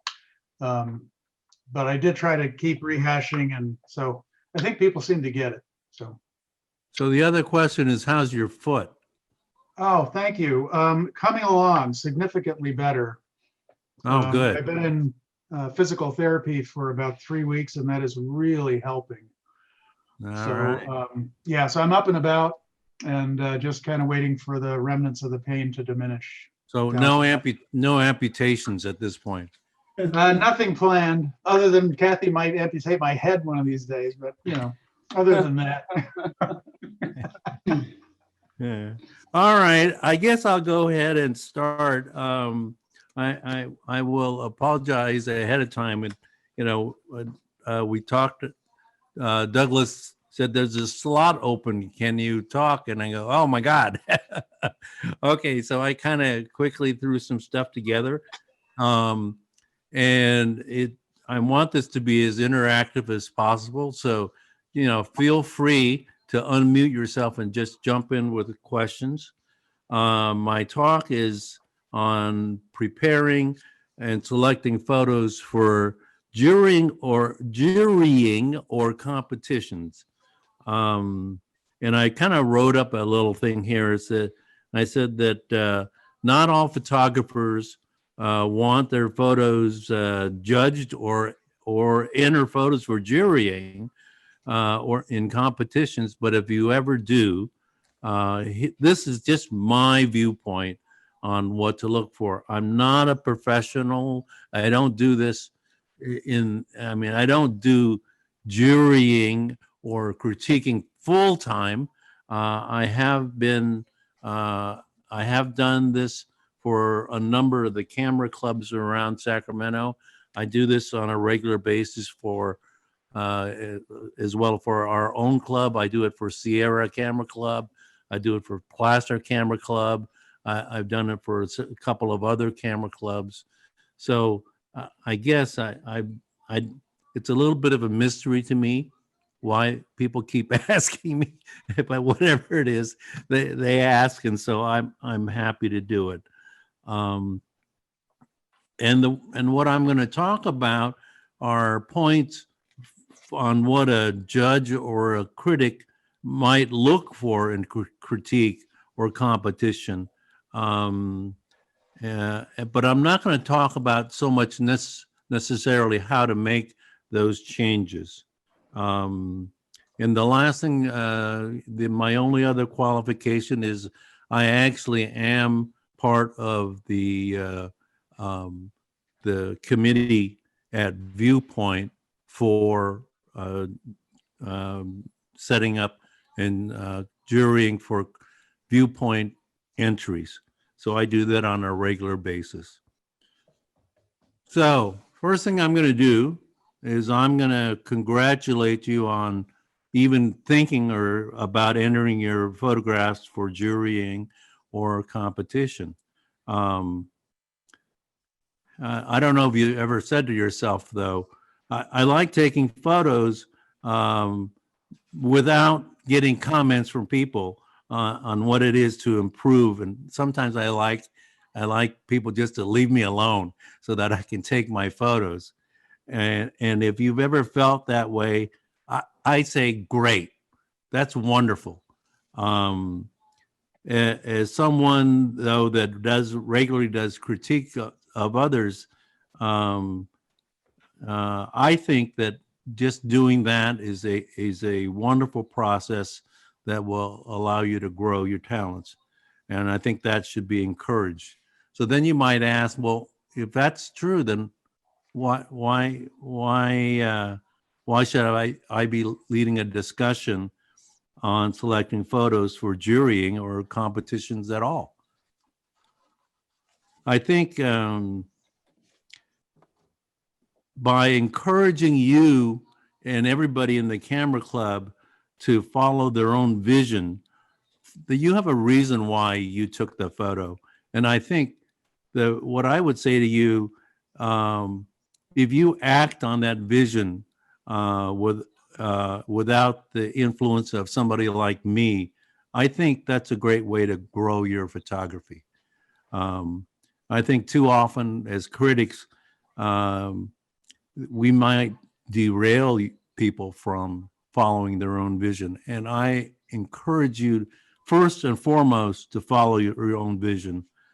But given that, if you follow your own vision and learn or pick up a few points here and there from people like Douglas or myself, I think that we can help you make your photos stronger. And that's what I'm going to talk about today. I think when you marry a vision that you have on your own with the things that other things that people might suggest, that's when your photography will get stronger. So here, with that said, I have a number of things, of points. I think my first commandment for preparing, or my first command for preparing and selecting photos that speak to you first and foremost. I think that's the most important thing about your photos. Don't put up photos because somebody did a photo on this, and like Yosemite. I think that's a really easy one to pick on. People do, and I'll talk about this more later. They'll do Yosemite Falls, and you do your photo of Yosemite Falls. If pick photos and present them because there's something that you liked about that photo. Don't go just picking photos that somebody else's with somebody else's voice. One of the criteria that I use when I do this is to judge is the uniqueness of the photo and the expression that comes from the photographer's own vision or story. So that's my first thing. I apologize, I'm reading this here. And we talked about Yosemite, and I think here is, we have all seen, and I will share, let's see. I'm going to share a screen with you, and I am going to look at, let's see, here is, all right, where is, all right, now,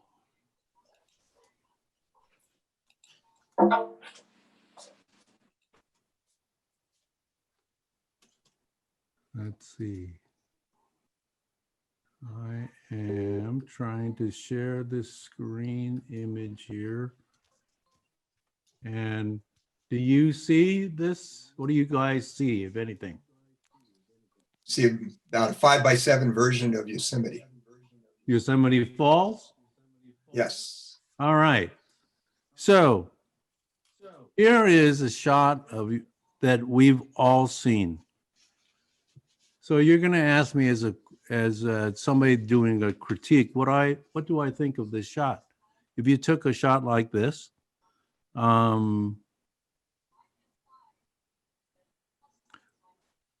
might say if this was your shot, it's well done, well exposed, nice focus, nice composition, and that's really going to be the end of my critique. I think it's a great shot. But as a judge, am I going to put this photo, if you did this photo, am I going to rate this photo way up there? Maybe not. Why not? Because I don't have any way to see, your vision for this. This shot looks very much, let me see.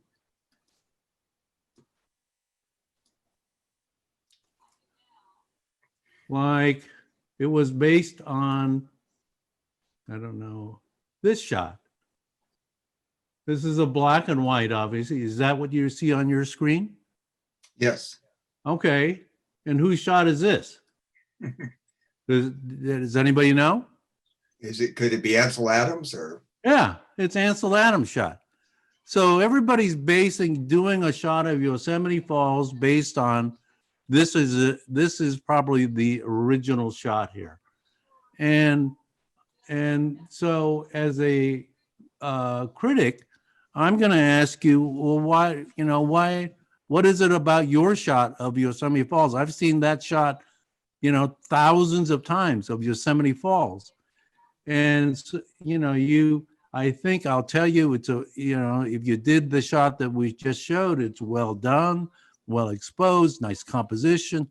But as a critic, I'm going to look at it and go, and if it's a competition we're judging it in, I'm probably not going to really put your photo of Yosemite Falls up there. I mean, that's just the way it is. I'm looking for something that is unique to your vision. So I would encourage you, to follow your own vision.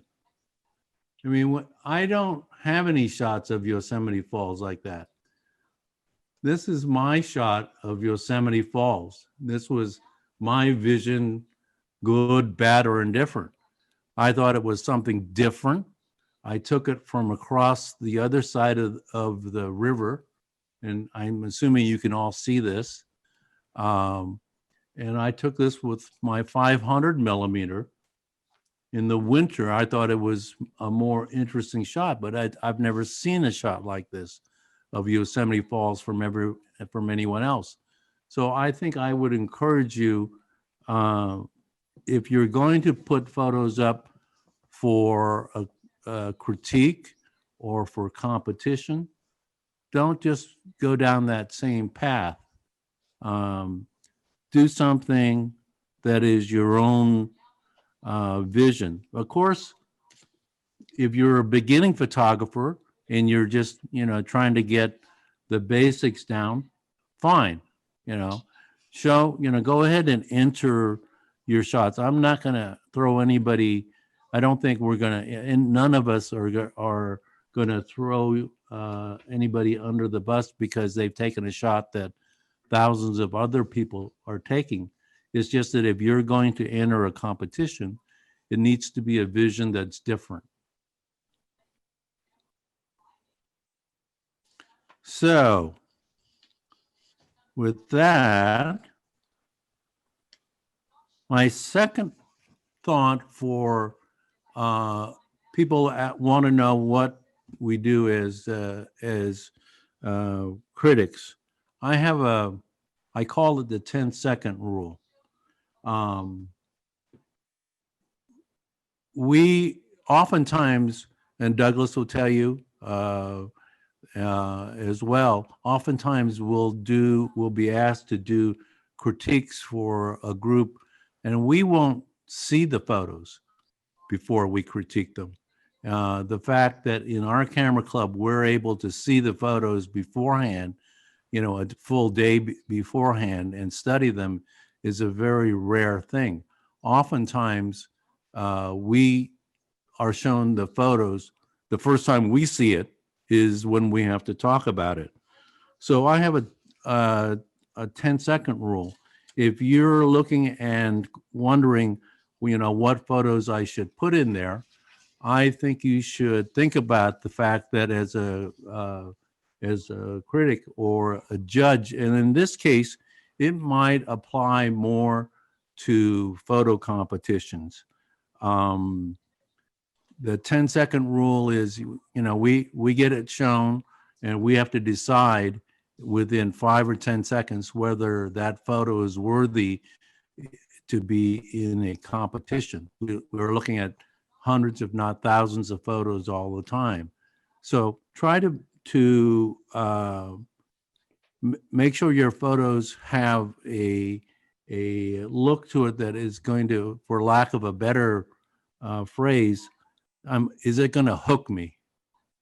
Is this something that I'm going to look at in 5 or 10 seconds and I'm going to say, yeah, there's something here?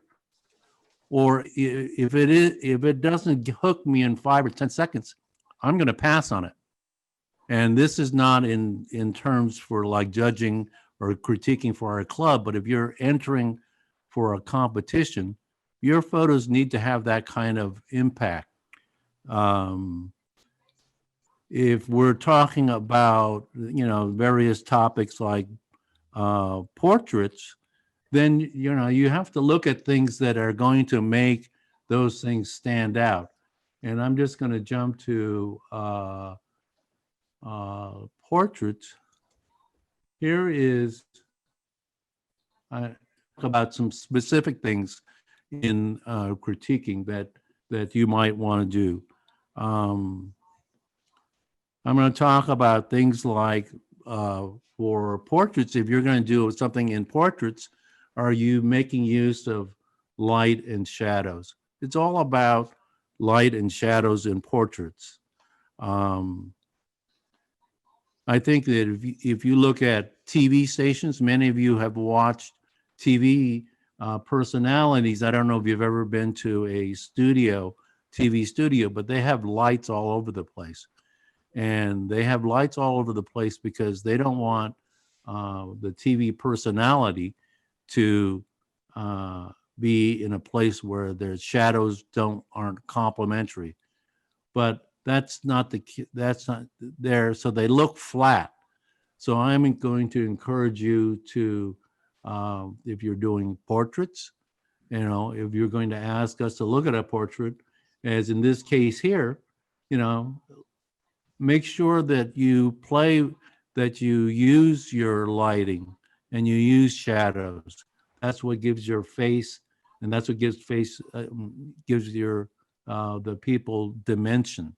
You know, it accents their eyes, the chin line, and everything.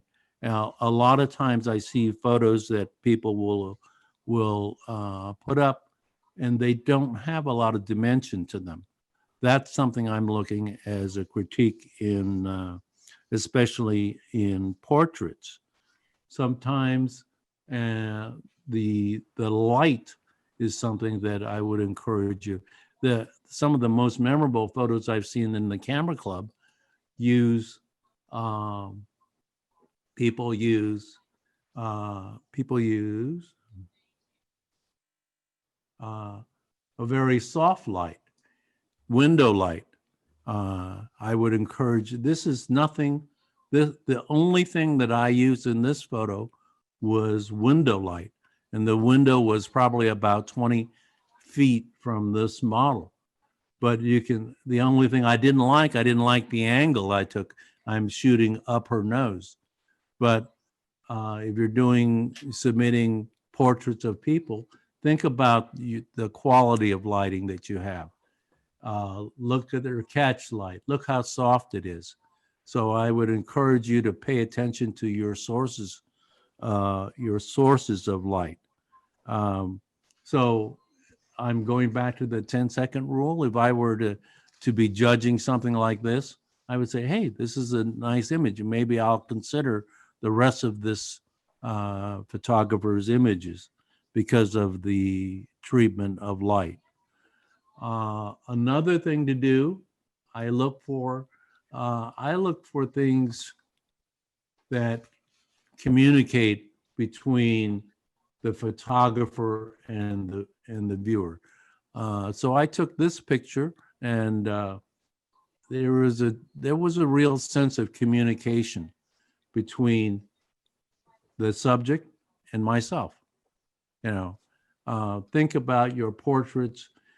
You know, are they just portraits of people looking away at something, or is there a communication? Is there a sense? Is there a connection or emotion between you as the photographer and your subject? You know, this girl, I don't think any one of us could take a bad photo of this little girl, Elizabeth Rose. So I would encourage you in your portraiture to look at things like this.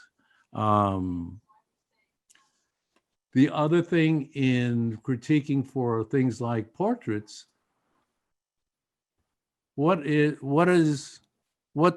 everybody says, what's the most important thing about a portrait? The eyes. The eyes, yes. So here is a shot I took of this young girl in China. And it's all about the eyes. The catch light, look for, you know, if you're doing portraits, you know, look for catch lights. You know, I don't know what she was thinking, but, you know, you could look into her eyes for a long time, and you could, you know, it's a captivating photo. Think about that element. At the other end, and please stop me if you have some comments on any of these. I don't want to just be talking for an hour about what I do, but I'd like you to remark and jump in. But the eyes aren't, you know, the eyes don't have to be always present in a photo. Here's a photo I took years ago. They're not looking at you. You don't see their eyes. It's not soft light, it's one light. It's hard light. But this is, you know, an example. I asked the question about what's important in and this is an action portrait, I guess, or an action shot, but it's all about what? It's all about the story. So there I go back to my 10-second rule. Is this a shot that you're going to, if you were presenting your work to critics or people jurying you, is this a photo that is going to stop them in 10 seconds and they'll think about it? I think so. But look at the various elements in this. As a critic, I'm looking at the focus. I'm looking at the story. You know, I'm always going to look, is the story obvious to me? And the story is obvious. It's just, you know, the two monks in there. Are there things in a photo that keep me interested? Is the photo interesting? I thought by having the faces of the people sitting around looking at this, that was as interesting as the two monks. If you took out the faces of the people in the background, I think it's not as interesting.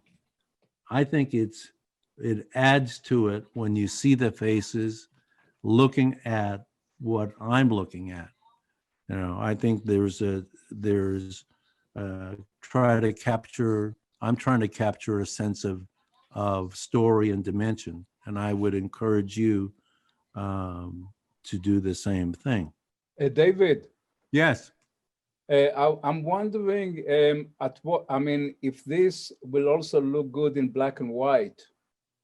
I could this photo, because right, I'm just wondering, you know, like some photos, this one I think will look good in black and white, but I'm not sure. What do you think? I think it could very well. I like the color in it because of the color palette. Okay. You know, I think that's another thing that we often, as critics, looking at a photo, what is the color palette in the photo? Are colors, you know, complementary? Do they work well? I don't know, Douglas. What do you think? You know, what do you think in terms of this? Did you like this as a black and white? This is a tough call for me. I think black and white would be also a strong way to present this picture.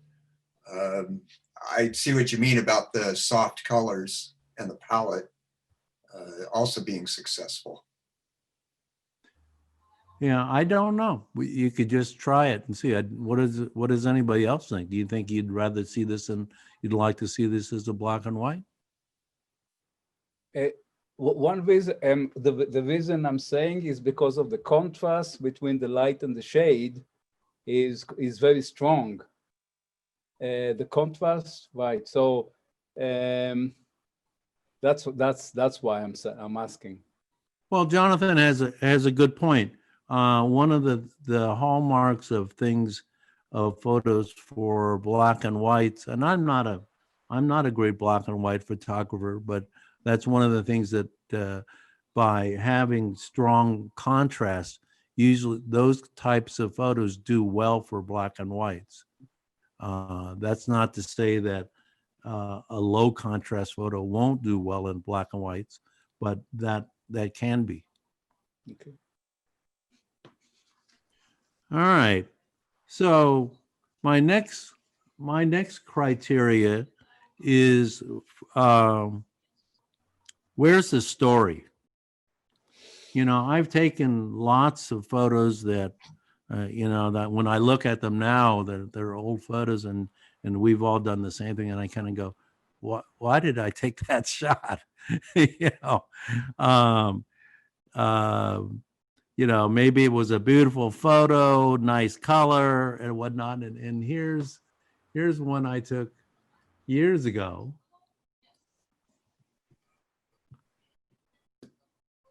And I was very happy when I took this photo. But what's wrong with this photo?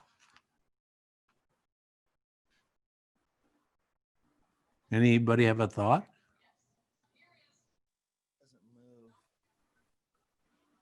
Well, I look at it and I go, where's the story? What's the story in this photo? You know, I took this shot and when I was there, I kind of go, oh, hey, I like this photo. And now I look at it, I go, well, what is this about? You know, where does your eye rest in this photo? You know, what can you tell what the story is? What was the photographer looking for? I mean, there's nice colors in the flower. I think it's nice focus. There's this nice fence in it, but I don't know what the story is. And I can't remember, other than the fact that I liked the photo when I took it. You know, if you were going to present this photo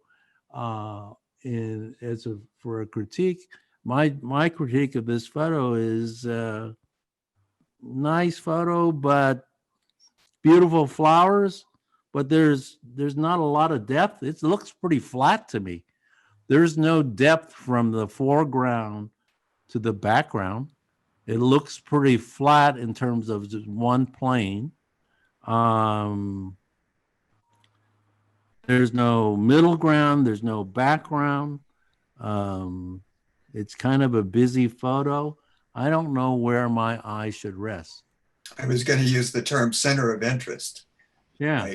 I'm a little confused about the center of interest. Yeah, what is the center of interest in this? Well, there's no subject. There's no subject. All right. So I should have never done this photo, but I did. And I'm trying to look for examples where I go, oh, this is not something that if you're going to select something, you want something that's got identifiable story or subject. You don't want to make the critic guess what it is. You don't want to make the viewer say, you want the viewer to look at the photo and go, oh yeah, right away, I can tell what the photographer was trying to do.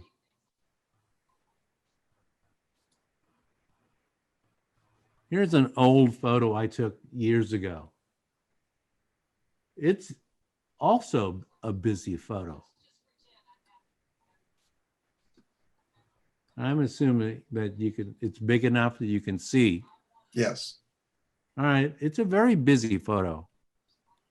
But I think that this one did what the last one didn't do, at least for me.